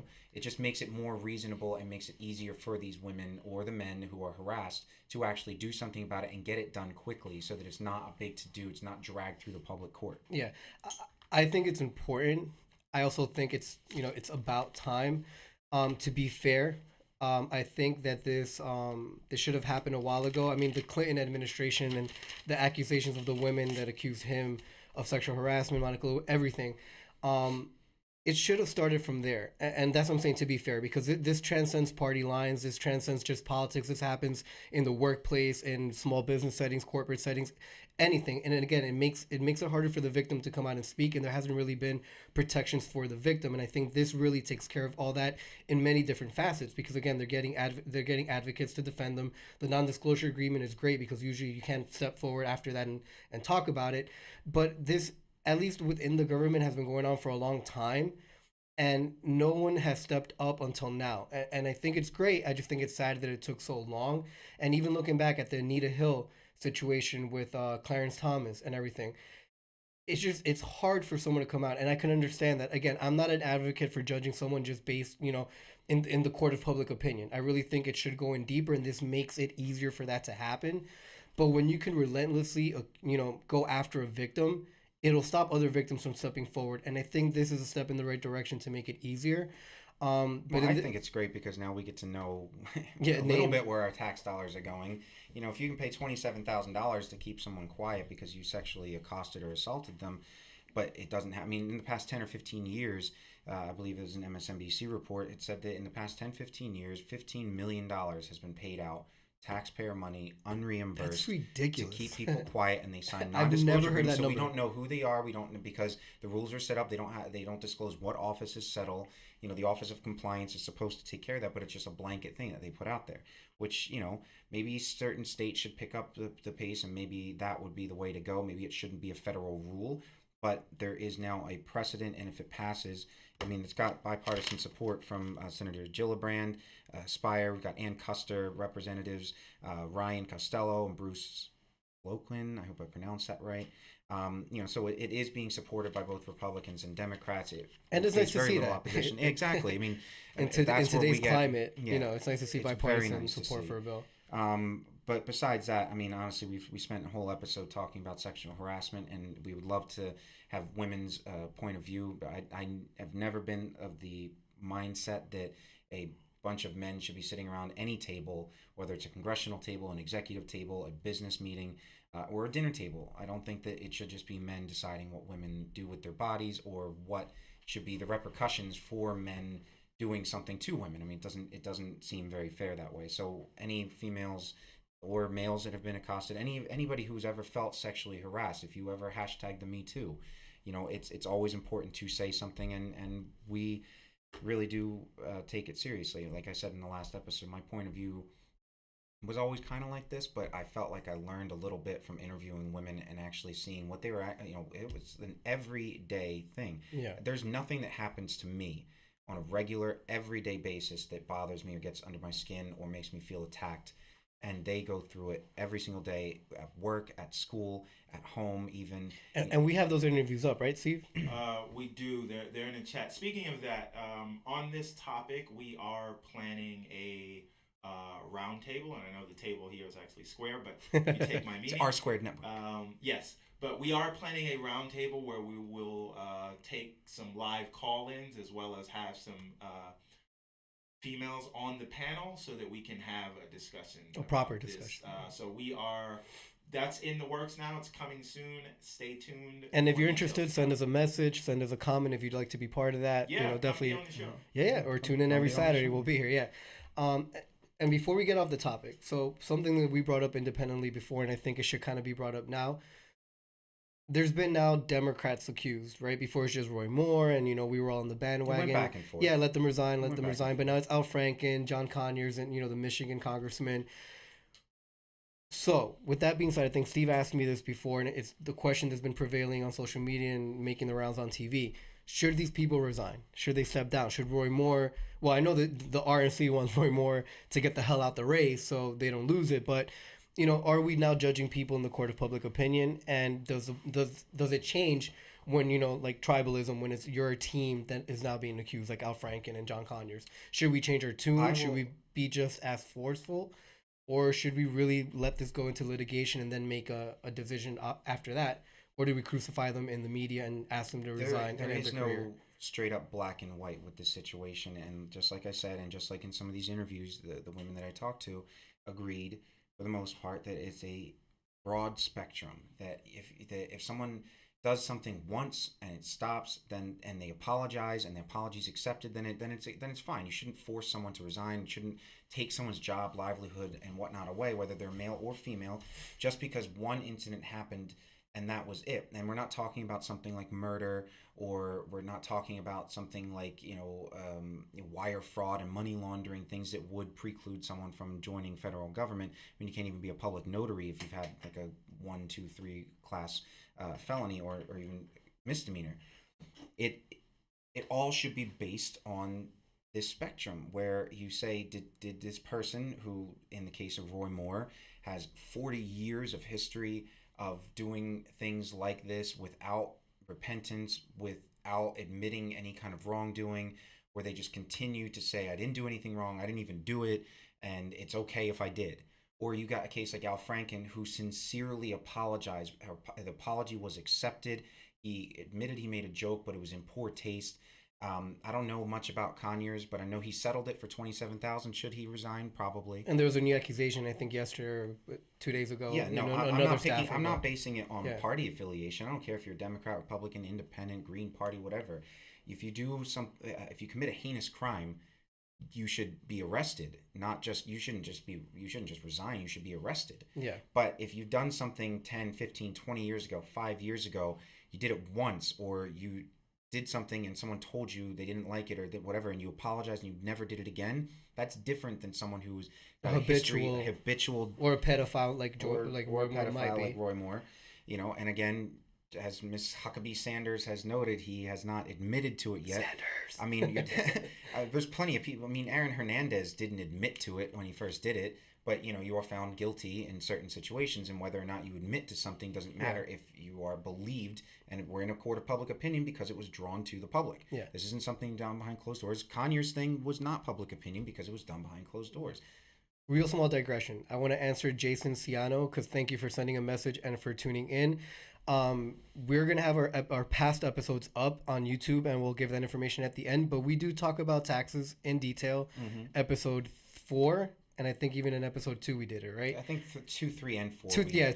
And once again, if this passes in the Senate like it's supposed to before Christmas and the end of the new year, trust us, it will be back on the table and it will be up for discussion. Just not right this now, week. It's already passed in the House. And we already talked about but watch episode 4 if you're really interested in that for our take on it, and feel free to ask any questions after that. But and continue to ask questions. You can ask about taxes all day. We'll do our best to answer it during oh my God, we'll be here all afternoon.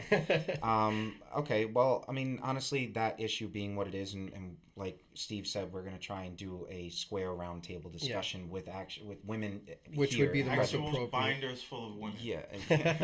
Oh wow, we're bringing it back. Okay. Well, nonetheless, one of the final topics that we were hoping to talk about centers around Middle East, Africa. This is your topic. So. It's everybody's topic, because the thing is, I think I heard on NPR the other day that it's the most public secret that the United States is involved in Yemen. We have a country at the very bottom of the Arabian Peninsula. It's desperately poor. There's tens of millions of people that are on the brink of famine, that the whole state is about to collapse. The Arab Spring took place in the 2010, 2011, 12, and dictators were overthrown left and right. And the dictator of Yemen was overthrown, and President Hadi came in, and he was not able to fully rein in the government. You still had military officers loyal to the former president, Ali Abdullah Saleh. You still had people that didn't understand what it was to live in a place that wasn't under a dictator. You had military sects bringing up all over the place. Al-Qaeda in the Arabian Peninsula decided to take advantage of this, and they took over the north, and then they surrounded the capital and surrounded the president and his ministers, and he had to flee. Now you have the president Hadi, who is recognized internationally as the legitimate government and leader of Yemen, and they are backed by Saudi Arabia and the rest of these Arab countries. And then you have the Houthi rebels, who are backed by Al Qaeda and Iran and their surrogates, trying to take over the country, imposing things like the Sharia law and minority rule. It's a Muslim country, but there are different sects of Islam, and this is a minority of the Muslim sects that live in that country want to impose their rule, kind of like how Bashar al-Assad did in Syria. So now you have this country that is just being bombed left and right by this Arab coalition of 8 different countries who think that Iran is trying to encroach on them. They're on the southern border. The difference with this is that Yemen is surrounded by water and by deserts and by another poor country, Oman. They have nowhere to go. These people can't flee across the border because across the border is where they're being shot at from. They can't jump into the ocean or to the Gulf because you drown. There's no boats. The port of Aden is blockaded. There's nowhere to go. So you have Eritrea across the sea. You've got Djibouti. You've got Oman. You've got Saudi Arabia. You've got all these people, and they're just pouring guns or pouring weapons in. And the United States has been backing them along with the UK and France with military support, with intelligence. We've been training. Backing who? Backing the government, the President Hadi's government. Okay. The military that stayed loyal to him. Now, these airstrikes, which anytime something happens in the Middle East, they like to find some way to associate it with the United States so that they can say, oh, look, the U.S. is coming. They're here. They don't even care that it's a Saudi-led coalition. It's just that we're providing support and probably weapons. So we support them, we train them, we give them all this stuff, and now they've turned against us.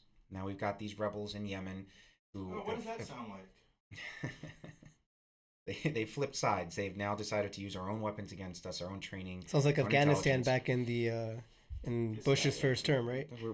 Afghanistan is still, it's 16 years now. Well, Nonetheless, we're talking about now a country who's on the brink of collapse, where 20 million people at least are there's no food, no water, no electricity.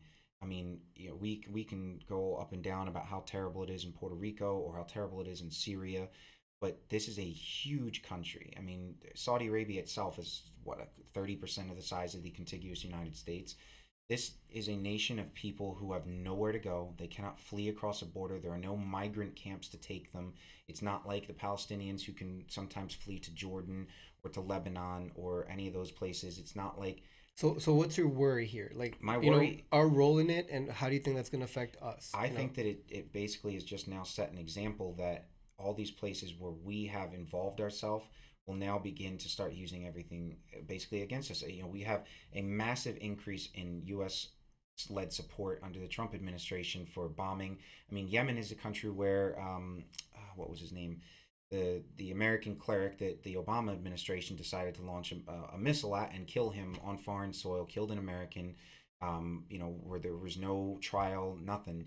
Whether or not he was admittedly a terrorist, it doesn't matter. You still killed somebody, an American citizen, by an American president. Completely wrong in certain ways, and you can argue that both sides. But legally, right? Legally, yeah. So, but now we've got a situation where we're just killing civilians left and right, and they're blaming the United States. And so now, for every one rebel or Al Qaeda or ISIS fighter we kill, we're creating 4 more. So it's basically being used as a recruitment tool, being exactly de facto paid by us. And now we've got Yemen being a massive staging ground on the Arabian Peninsula, where if these rebels, if Al Qaeda, ISIS rebels, if these Houthi rebels backed by Iran are naturally our enemies at the moment, if they gain control of this country and President Hadi just never gets to come back, it doesn't matter if the world recognizes him. It doesn't matter if they provide food or what to the people. There's nothing they can do about it. Now we've got a country with access to ports that can ship things out, that can send people anywhere, and they are using our own weapons or using technology that we gave them, training that we gave them, and that spreads the word to Nigeria, to Libya, where they're selling slaves at auction because there's no government left after Obama on his 30-day air bombing streak decided to get rid of Muammar Gaddafi. Again, argue it left or right, whether it was legitimate or not, they left a vacuum, and we're leaving a vacuum in Yemen. And if we left a vacuum in Libya, and it's now allowing more terrorism in North Africa, causing migrant problems in Europe, we're doing the same thing in the Arabian Peninsula, and Saudi Arabia is supposed to be our ally, and now we're harming them by the very fact that we're saying we're trying to help them. You do the same thing. What happens if this goes on in Myanmar, Burma? You've got all these Muslim refugees being killed by Buddhists, and they're fleeing the border to Bangladesh, but they can't go, and Bangladesh can barely absorb them. But aren't we stuck then between a rock and a hard place? Because I mean, if we Did you leave say Iraq and a hard place. Iraq and a hard place, God. if we if we leave, we're leaving a vacuum there, right? If we leave, if we leave, we're saving ourselves at least a little bit of conscious problems, because Saudi Arabia and the 8-country coalition is still going to be there. But everywhere else that you just mentioned, and everywhere else that we are in now, right? Can we take that approach with every other place, or are you just talking about Yemen? I'm saying we've already left in Libya, and we've already left in most of these other countries, and we've seen that every time we do that, every time we leave, Afghanistan, every time we leave, it just goes to shit. We cause this problem, and then we don't want to clean it up. And that's what I'm saying. That is where that's where we will find ourselves if we keep doing that kind of stuff. If we end up in Syria doing that, if we end up in Egypt, because they just had a massive terrorist attack, which was horrible. Peninsula. 267 people just murdered by fucking cowards. And they were killed. And now, what if Egypt says, well, we need a U.S.-led airstrike, and then you've got that. See, this is one place that I don't agree with how it's been done. I don't really think he's done anything to change it, but I did agree on the campaign trail when Trump said that we should not be involved in other countries like that. I agree. That's one of the things I did agree on. Again, I don't want to be a Trump basher here. I just don't think he's done anything that represents a change in policy aside from that. I mean, he's strengthened the military in the sense that he's made it easier for generals and commanders on the ground to make the call. And most of these people, in my opinion, aren't ones to want to leave. So, I mean, again, it's something that he campaigned on. It's something that he promised to do. Wait, hold on. Are you saying Trump said something and then did something different? Yeah. Is that? Yeah. That doesn't... I know, it's not surprising. No, I'm just saying. It plays off the topic because, again, I think it's a tough situation to be in. Again, like Joe said, we've left places and we've left vacuums and things go to shit. But then if we join places because people look to us to be a world leader, to help, to assist, then, are we responsible to step in as a global leader? How far does that responsibility take us? And then when we're involved, if that in turn is then being used as propaganda to, fuel ISIS and all these, splinter group cells to vilify us and to recruit people against us, and we're really just caught in a catch-22. I mean, what is wrong, what is right? And then are we just in too deep now? Have we just have we just made shit worse everywhere else? And how do we get out of that? I mean, that could be a whole conversation. I mean, yeah, that could definitely be a whole episode. But we got a $700 billion military budget. What are we supposed to use it on? I mean, we got to bomb somebody, don't we? George Carlin said it in probably the early 90s in a stand-up show. It's, it's one thing America does well is we blow things up. If we think someone's got a bigger dick than us, we blow them up. If we think someone's got something that we want, we just blow them up. We don't care what happens afterwards. And I'm not saying that that's Americans in general. I'm saying that that's the American policy for the last couple of decades. The Moabs aren't going to launch themselves. They might actually, with AI being the way it is. I mean, Saudi Arabia just gave citizenship to an AI. And, what if they start using that for soldiers because we don't want to keep letting people die? Have you seen the new DARPA robot that's doing backflips? No, I have not. DARPA robot doing backflips? Oh, yeah. No, it's pretty. Oh, yeah? I'm seeing that right before. I'm seeing that after. I do not want any part of that. We have a chance, honestly, to show some kind of a leadership role in the world. And for once, we can show some kind of positive leadership role in the Middle East. And we're not doing it. We're just doing the same thing the Obama did, the Obama administration did, the Bush administration did, the Clinton administration did. We're just launching jets, dropping bombs, and not asking any questions. Like, we're not even taking names. We're just like, are you brown? Do you look different than me? Do you yell Allah Akbar? It doesn't matter what they are. It's like our only response seems to be to send an aircraft carrier. With North Korea, all Trump wants to do is threaten them, belittle them, be a cyber bully basically, and think that that's going to do anything. But when was the last time anybody that was threatened and then took that threat so seriously that they stopped doing what they were doing? Or did they get angry? Did you get vindictive, and did you decide that you were going to do something back? Is North Korea a little different though? And North Korea has been doing the same thing for the past 60 years. But they haven't had the means to shoot a missile or an ICBM at the U.S. So That's true. that's but different. I mean, if we're going to go off of that, I mean, why didn't we invade them? We invaded Iraq when we thought they might have them. Because no intelligent military commander would try to invade North Korea. We'd Well, lose you never people fight a left land and war right. in Asia. That's why you get drones to do it for you. And then and then what happens to But South isn't that Korea what if we you were decide to just, get in like, there? Sort of railing against, right? I think That's what I'm saying. It's hard, right? It's hard. To understand, I guess, why we keep getting involved with these things and why we keep dropping bombs, because we don't, as a nation, have the stomach for another ground war.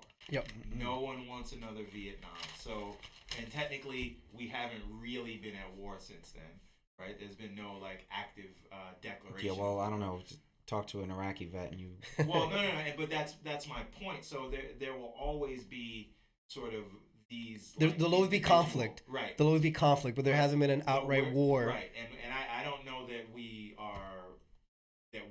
will go to any, like, because how do you solve these problems? You either leave it alone, which you can't, because then you know what it turns into, or you just put band-aids on things. Unless you are going to go all out and just do a full-scale real war, but no one wants to do that. I don't. It's easier. Napoleon did. I mean, and what happened? And what happened to Napoleon in Waterloo? People. Russians turned his ass back. Yeah, well, Winter turned his ass back. Russia and the Winters turned his ass back. Well, and Hitler. He opened up a second front in Russia. And what happened to Hitler? The point was that war has been always happening even before the United States was a thing. There's not been a 50-year period of human history that we can recall where there hasn't been people fighting and killing each other for one reason or another, or no reason at all, just because we need sacrifices or we need slaves or something like that. But now we are supposed to be this advanced modern nation. We provided them training. We provided them weapons. We're like, we believe in you. And then they turn against us and we're just like, okay, we're just going to bomb, kill the civilians. It doesn't matter. Indiscriminate. As long as we don't see their faces, who cares? But soldiers come back with PTSD. They come back with trauma. I mean, if you watch The Punisher, you can see in a very realistic way what that kind of trauma can do to a person if they don't get put back in that situation, or if they come back and they weren't properly taken care of. There are no rules set up for how the United States goes to war. There's rules for war. They're supposed to be upheld. There's conventions. Well, what happens when you don't declare war, which I think was Steve's point? Exactly. What if you're fighting in a conflict that isn't war since Iraq? Yeah, so Afghanistan. So do those laws apply? I don't know. I think that's probably. I mean, they haven't been applying, right? I mean, there's collateral damage left and right, and there's nothing being done about it. No one's at the Hague, So I don't know. Well, I mean, with that Serbian dictator, he got sentenced to life. I mean, he's 70 years old now. So I mean, that's not gonna how much of a life? So. But anyway, well, I mean, there's really not much else to talk about except to say that we've been deceived yet again. Yep. And that yet again, our own stuff is being used against us because all we did was go in there thinking we're just going to bomb, just like drill, baby, drill, and not think about the consequences of what happens afterwards. And I do want to point out, just because sometimes when people hear, conversations like this and maybe not agreeing with the war or with the military actions that we think we're not pro-military, at least for me, and I'm pretty sure we all feel this way, that's not the case. Mm-mm. I respect soldiers. I respect the military. A soldier does its job, and that is to do what they're commanded to do. So I don't lay that at the feet of people that unselfishly signed up to serve and protect our nation for whatever reason they wanted to do it. This starts with administrations, not just the Trump. This has been Obama, Bush, all the way back. So again, we're not anti-soldiers, anti-military. We're anti-U.S. policy at the moment. Mm-hmm. Which is caught in the catch-22 that you really can't get out of. But you got to spend the $700 billion somehow, right? And we got to step up our game and be leaders. We can't afford college. Can't give anybody free health care. But we can afford a $15 billion jet that'll sit, and then we'll end up selling it to Saudi Arabia. Or the jets that don't even work, and then you just put all that money. Well, those are the ones we sold to South Korea. Oh, great! Yeah. That's exactly what we need. I mean, there were other things in the news. I mean, you got pot legalization possibly coming. You've got the new avatars that help people with schizophrenia. And Mugabe. And Mugabe. So that's what I want to say. Okay, so we're done with our topics, right? So for the next few minutes, if you guys are still down, we should open it up to anyone who's watching to ask any questions, or we can go around the table and bring up something that you specifically want to talk about to close out the show. And until next week. So Steve, is there anything that...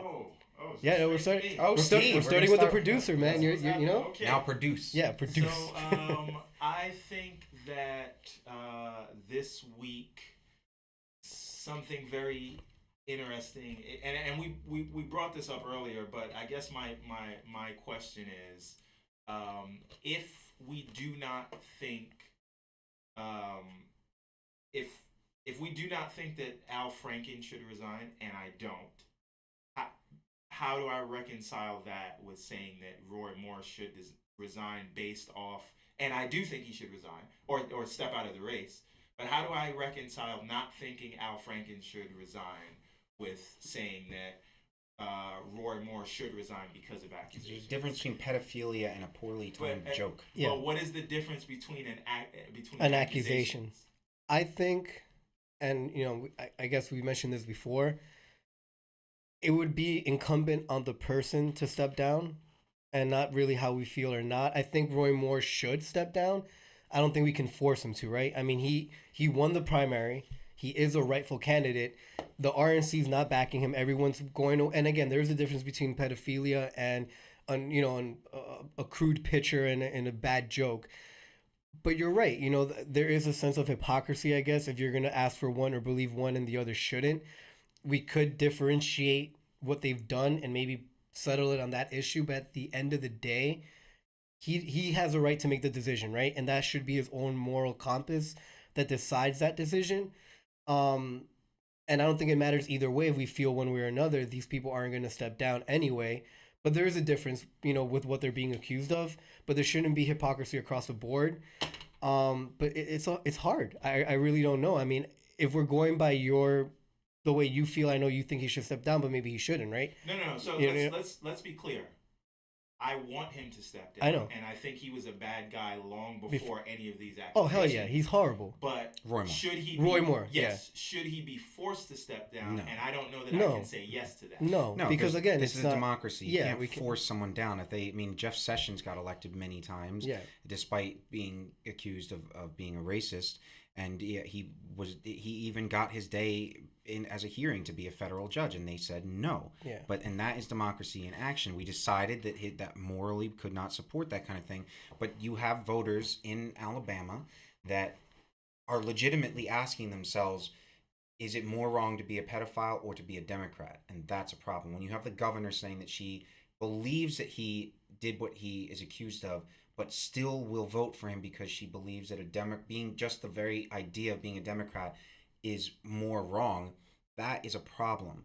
And while everybody has a right to have those opinions and to vote the way they want to vote, anybody listening is incumbent upon them to say, like, what the hell? Like, are you serious? You honestly believe that someone who has harmed children, who women have grown up with relationship issues, with trouble in their own lives now because they can't get this out of their head, or they feel like something happened to them and they couldn't remember. I mean, the woman that Brock Turner assaulted, he got a month in jail for it because it's going to hurt his life. Yeah. And it's going to affect him in the future.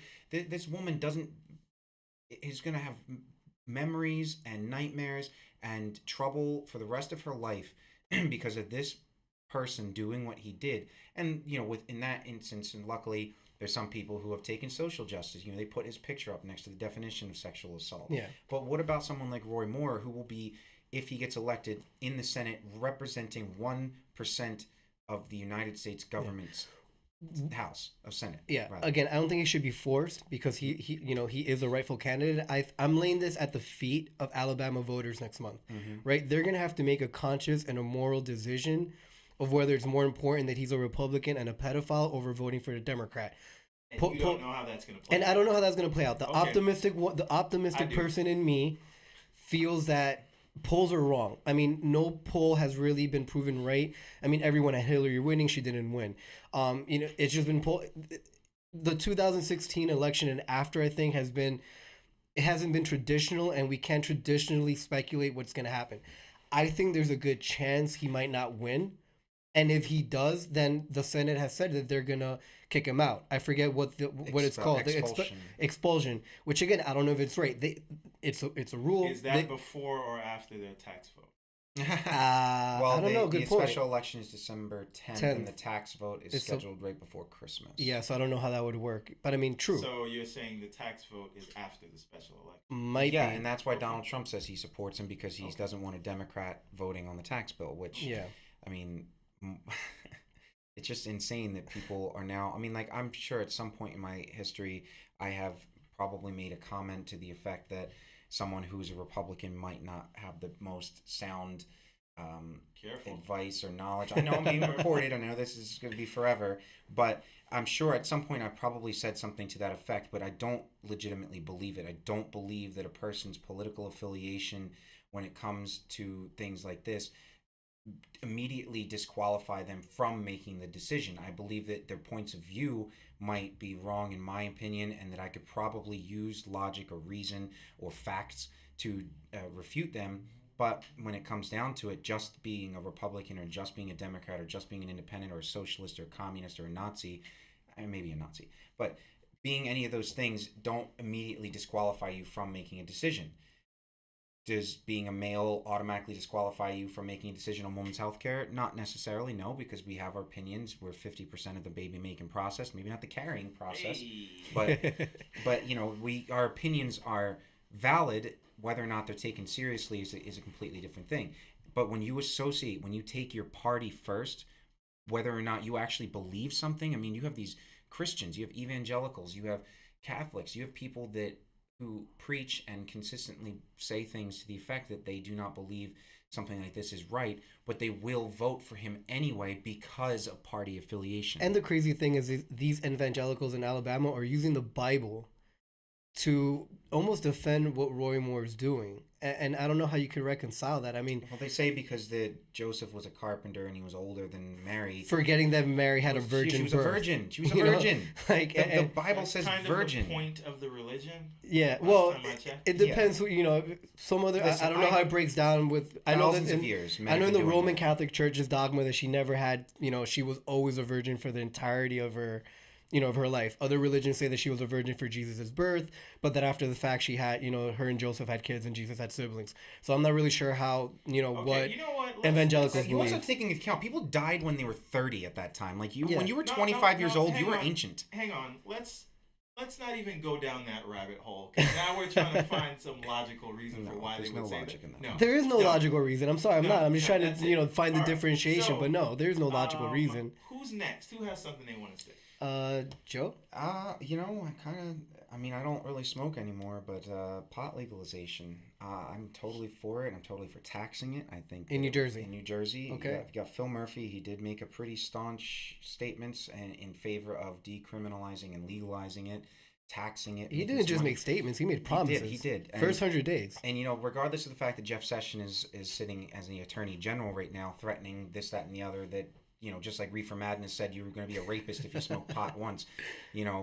That is just beyond belief that anybody still actually thinks that marijuana is that dangerous. It's dangerous now because it's illegal. It's dangerous because there's a black market created by it being illegal. I mean, when Prohibition first came around, more police officers were killed than at any other time, including up to recent history. They were killed in the line of duty during Prohibition, and once it ended, the rate of police officers and federal agents being killed drastically fell. And then in Prohibition create almost the Exactly. criminal underworld and the mafia and all Prohibition that. basically created the opportunity in the market for illegal products and for getting things illegally. And even after Prohibition ended, those markets were still in place now, and they were able to get the other things that were illegal at the time. Marijuana is a drug, but it is one of those few things in my mind that I'm saying it has been here forever. It has always existed. I mean, it's not even the same thing as like cocaine, which is still refined from the coca plant. You can chew on the plant, and that's what indigenous people did for thousands of years. They chewed on it, they got a little buzz, but that's it. It's still a refined drug. I get how that should be illegal. I get meth and heroin and all these refined drugs being illegal. But if something is growing out of the earth, and whether you're religious or not, and you say God put it there to even us out, the fact is that it's never killed anybody itself. Just, if you want to go, You can't overdose. you can't overdose on it. You just on fall marijuana, asleep. yeah. It actually is really good for the hungry and you economy fall in asleep. that you can tax it, in that it increases spending on food products, and you know how Nabisco must be right behind this one. It increases people's levels of general happiness. Or It sometimes reduces, creativity, depending on the strain. some And people say that it yeah. increases their creativity potential, that it increases their appetites. If you have cancer, it reduces pain. I mean, there's been videos of children or even adults that have seizures and have other And they get developmental issues, the liquid and it calms them THC, down. Yeah, and you're not getting high, but Yeah. they're getting the But medical there- properties. it's of been it. illegal there is because of. there is a difference between recreational and medical. Of course, there is. And we should make that distinction. It starts That with said, medical, I think that Yeah. it should be legalized, but I think it should be legalized in the think same it's respect important. that alcohol is. Well, the one issue I have with that, with the reason why you could tie both in together, is because it's a Schedule One drug now, meaning that no place in the U.S. right now can research on it as medicine. You can't even do that. Like a university can't take weed right now, grow it, and work on it or research it because it's a Schedule One drug. You have to ask permission from the government, and they usually deny that permission. It shouldn't be a Schedule One drug. There's a lot of research done on medical marijuana. Not in the It's U.S. though. distributed in it's legal in several states. Yeah, it is. But I mean, I'm just saying there's not. And you're can't doing do it more at your research. own risk. The federal Yeah. government could step in at any time. Exactly. And The shut you Obama down. administration decided to look away from it. Like you said, if Jeff Sessions decides now he really wants to regulate it, he can. It's federally legal. It's up there with LSD, with methamphetamine, when it really shouldn't be. But there's a clear distinction between recreational and medicinal. Yeah, I mean, agree. are you more afraid of a guy running around on crystal meth in your house, or somebody who's stoned on marijuana? And economically, it's a sound policy. I mean, I'm paraphrasing the numbers. I don't have them in front of me, but I think Colorado, after their first year, I think it was a $400 million They surplus. made more money in it. than they made on alcohol. And it tax. went back into the education system in Colorado. So, I mean, I think that's what Phil Murphy wants to do. He's saying that he wants to use the tax income from legal marijuana sales to then put back into the education system in New fully fund Jersey. the education form. And I think, yeah, exactly. And to put back the pension programs for the fire teachers and the police to where it should be, because I think, we were so broke that Christie couldn't promise, or we as a state couldn't promise to pay Jersey. those. Yeah, New You have Jersey to take couldn't money promise to from pay the Planned pensions out. Parenthood and from Women's Health Services to pay Yeah. into a pension program that we stole from, the state government stole from in the Yeah. first place. And You regulate it like alcohol. Yep. You tax it like alcohol. You make laws. You decriminalize it, Yep. which means you don't need to pay for the enforcement. You don't need to pay for the jail, which $75,000 a year it costs to house someone in a prison for doing something that shouldn't be illegal in the first place. And when we talk about the Constitution, there's supposed to be reciprocity with certain laws. I mean, if you can walk across the border into California from Nevada, or from where Arizona into California, and you can recreationally and medically use marijuana without getting in trouble, but you go across the border and all of a sudden you spend 20 years in jail for it, Yeah. that is wrong. no, and this is if you are sort of worried about illegal drugs crossing the border and gang members and cartels crossing the border, if you take out this at least this one drug, doesn't that reduce the trafficking that you have? Hell yeah, of course. Legality that I'm sure it comes would along cut it by with like 90%. and it will also let the proper resources, because there's definitely Where's the free market advocates now? no, and there's definitely people right now within the the what's it, ATF and the DEA that are specifically assigned for to bust marijuana dealers and to so if you legalize it, then you're freeing them up to do work where I think work should be done, which is methamphetamine and all these issues that are That now, really are problems. yeah, and they're killing people. I mean, New Jersey has a high abuse rate of I think meth rate and Well, no, opioids. it's opioids. And- Heroin is huge. yeah, and people are dying. It's ruined Yeah. Wildwood. It's ruined Atlantic City. It's ruined New Hampshire. So why not use ruined, those but resources those communities to tackle that issue, which is killing people? And then my inner libertarian comes out. We're adults, right? We should be able to take a plant that grows naturally in the earth and decide ourselves whether we want to smoke it or not. We shouldn't have government telling us this is okay or it's not. At the same time, are you going to rob a the government doesn't convenience store to stop me pay for from your buying marijuana? bleach and freaking swallowing it, right? So I Yeah. mean, you get me. So again, it's just I think this is a clear overreach on the government side. And again, we can. There's a whole other topic, but this is stemming from Nixon and trying to curb the counterculture of the '60s because they were pushing back, him in Vietnam. and he wanted to vilify the blacks and the hippies and everyone because they were prominent weed smokers. And I believe that's true. It was definitely the Nixon administration trying to fuck with the hippies, and it's just something that's been stayed illegal for this long. And it's about time that we, not even at the state level, but also the federal level, should just repeal back on. I'm not saying there shouldn't be research or they're super healthy. I'm not. I'm just saying that as a consenting adult in this country, you should be able to make that decision on your own. That's all I'm saying. I don't know anybody that's ever tried to rob a store to pay for their addiction to marijuana. When I stopped, listen, when I stopped smoking, you might be I just did it. right? It was, I'm saying I don't know anybody who has, and it doesn't make the news on a regular basis that someone's running around high on pot, shooting up liquor stores and robbing places and speeding down the highway. You'd be lucky if you get 5 miles per hour on the highway. They're at home binging Punisher while eating freaking, cold consuming. pizza. You're being a consumer. All right, that's the thing. On that note. Yeah. All right. So one last thing. Yeah. What do you got? Yeah. All right. Your turn on the round table. You know what Square. really grinds my gears? Boy, don't you dare say you, America, because that's not only copyright infringement, No, I but know. offensive to my American flag. All right, offensive to my flag. What really grinds my gears, and I'm gonna be a little juvenile about this, is again we're going Didn't back. you just say you're a full-grown adult man? We're going back a little bit. Trump went to Mar-a-Lago for I don't know how many times now within the first year. 11-2. 11-2. And it's just, I'm boggled by the fact that his base hasn't called him out on it. I don't think it's completely wrong. I think even if we're being real about the numbers, at this point in Bush's term, he'd spend more time away from the White House. So again, I'm not trying to say that Trump spent more time away from no precedent. Yeah, there's no precedent, and he's actually Obama spent less time outside of the White House in this duration of time than Trump. And again, I don't care that he's out of the White House. I don't really think it. I mean, it matters, but I don't think it's of national security or importance.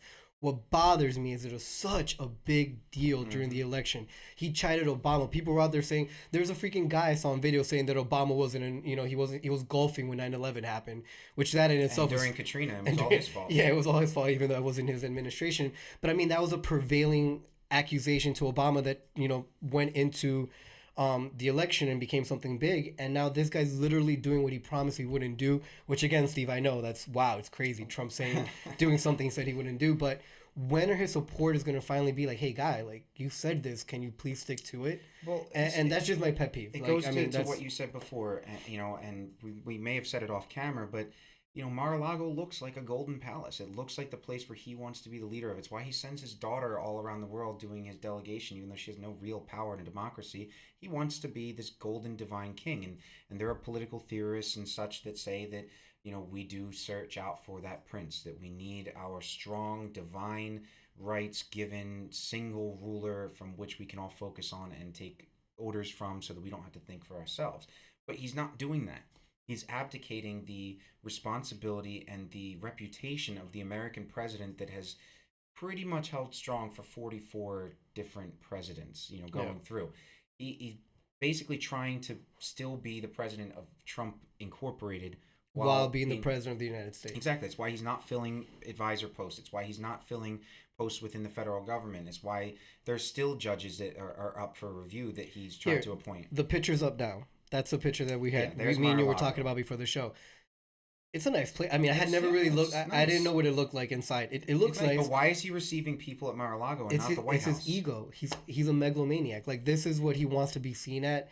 It's definitely nicer than the White House. I'll give him that.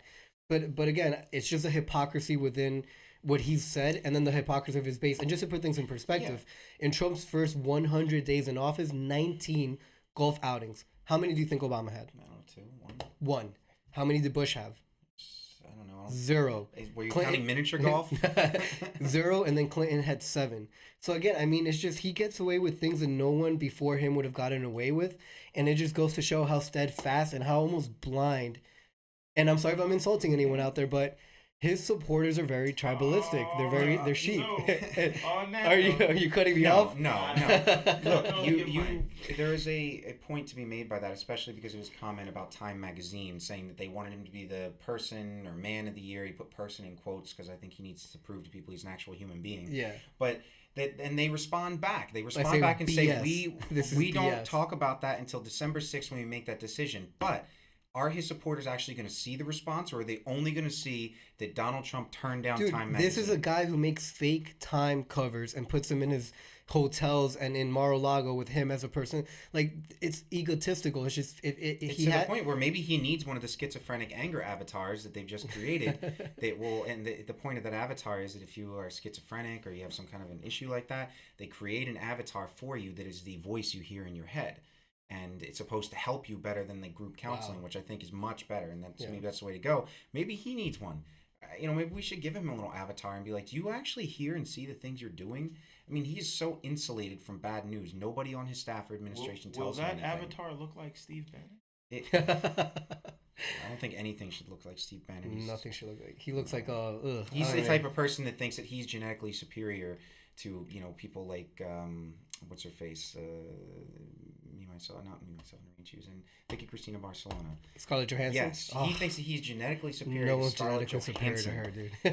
All right. And I guess to close off my topic, just for perspective again, first 100 days, Trump spent $21.6 million of taxpayer money in trips. And that's actually his first 80 days. Bankrupting the Secret Service. Obama in 8 years spent $97 million. That's 8 years versus 80 days.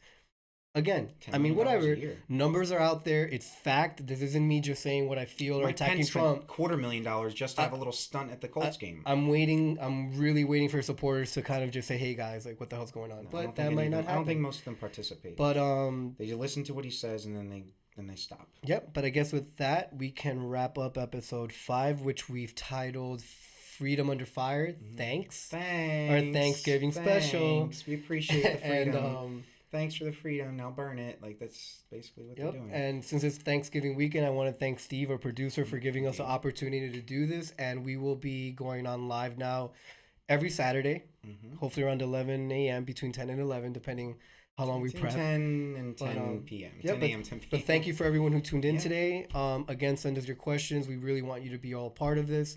If there's any topics that you want us to, that you want to see in our show, please let us know. Yeah, we usually debate on what topics to use by Thursday or Friday, the preceding Saturday. Yep. So if you feel like there's something we should be talking about, or if we said something in a previous episode that turns out to be wrong, tell George, not me. Yeah, I'll be on the social media. I don't want to hear that I was wrong. I'll be putting out a list of things we'll be talking about on Friday. Okay. So if there's any input from people, we might be able to change it. But Steve, do you want to topic discussions? Yeah, but Steve, do you want to let everyone know where they can find us on R Squared, YouTube, all of the above? Yeah, so do it before you have to pay. Before we go any further, if you're still here, still watching, just do us a favor, go ahead and like the page, and later on you can get this whole video on YouTube, so you can go ahead and subscribe there, and you can search for R Squared Network. There's also a link on our About page for the R Squared Network page. You can get straight to our YouTube page, so you can get all the videos on demand. And go ahead, please subscribe, because we need to get to 100 subscribers so that we can get a custom URL, so I can send you to youtube.com/R Squared Network. So, and let them know about On the Real. Let them know about On the Real. And On the Real. If you are not into politics, I don't know why you're watching this, but if you are into movies, you can check us out. We do a weekly Walking Dead recap show every week, which is very popular for us. We also do our weekly news and TV show. You can check that out as well. All part of the R Squared Network. And with that, if you want to get a hold of me on the interwebs, you can find me at Steve A.M. Johnson. Tell them where they can find you, Jay. You can find me at J Martinez Jr., right? Yeah, that's the one. I just changed it, guys. Sorry. Spell it all out. Yep, and you can also find us on Twitter and Instagram at The Second Page, the2ndpg. That's a handle. Like us and follow us on there too. And Joe, where can we find you? You can find me at wherever it says underneath my face, because I do not use Joseph social S. media Oswald. very often. I use Facebook and whatnot, but I'm still a pen and paper guy. I just got a laptop today. I love my paper copy of the Constitution. I love America. I love talking, and I like being with my friends and having frank discussions. And I like that we are doing this because everybody should be participating in a democracy, whether it's little things like this or big things like calling your congressional office saying that you want to keep net neutrality a thing. So with that, I also sincerely appreciate any comments. If you want to email, Jay has put together all of our social media. He's finally using that communications degree, and I'm finally using my political science degree. So we sincerely hope that people will comment, will email us topics that they want us to talk about, and participate every Saturday with us. And I believe, Steve Johnson, you will be releasing all of the previous 4 episodes. We would like to mention that the first 3 were kind of, us getting used to everything. Yeah, we were learning. It's a learning process. So, you can watch from the first episode and you'll see the difference by the time you get to episode 5. And we just ask you if you want to comment on something, don't comment on the sound or what we look like. Yeah, but with that being said, thanks for tuning in, and we'll see everyone next week. All right, talking past the points. Later.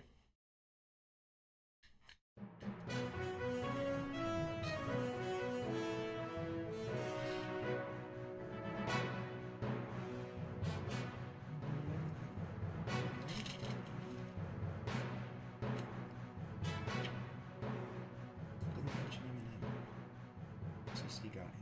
Oh, did they? Yeah, Oh, I was damn, always that should have complaining been your about random it. topic. Should've been your random topic. Eminem, FCC won't let me be.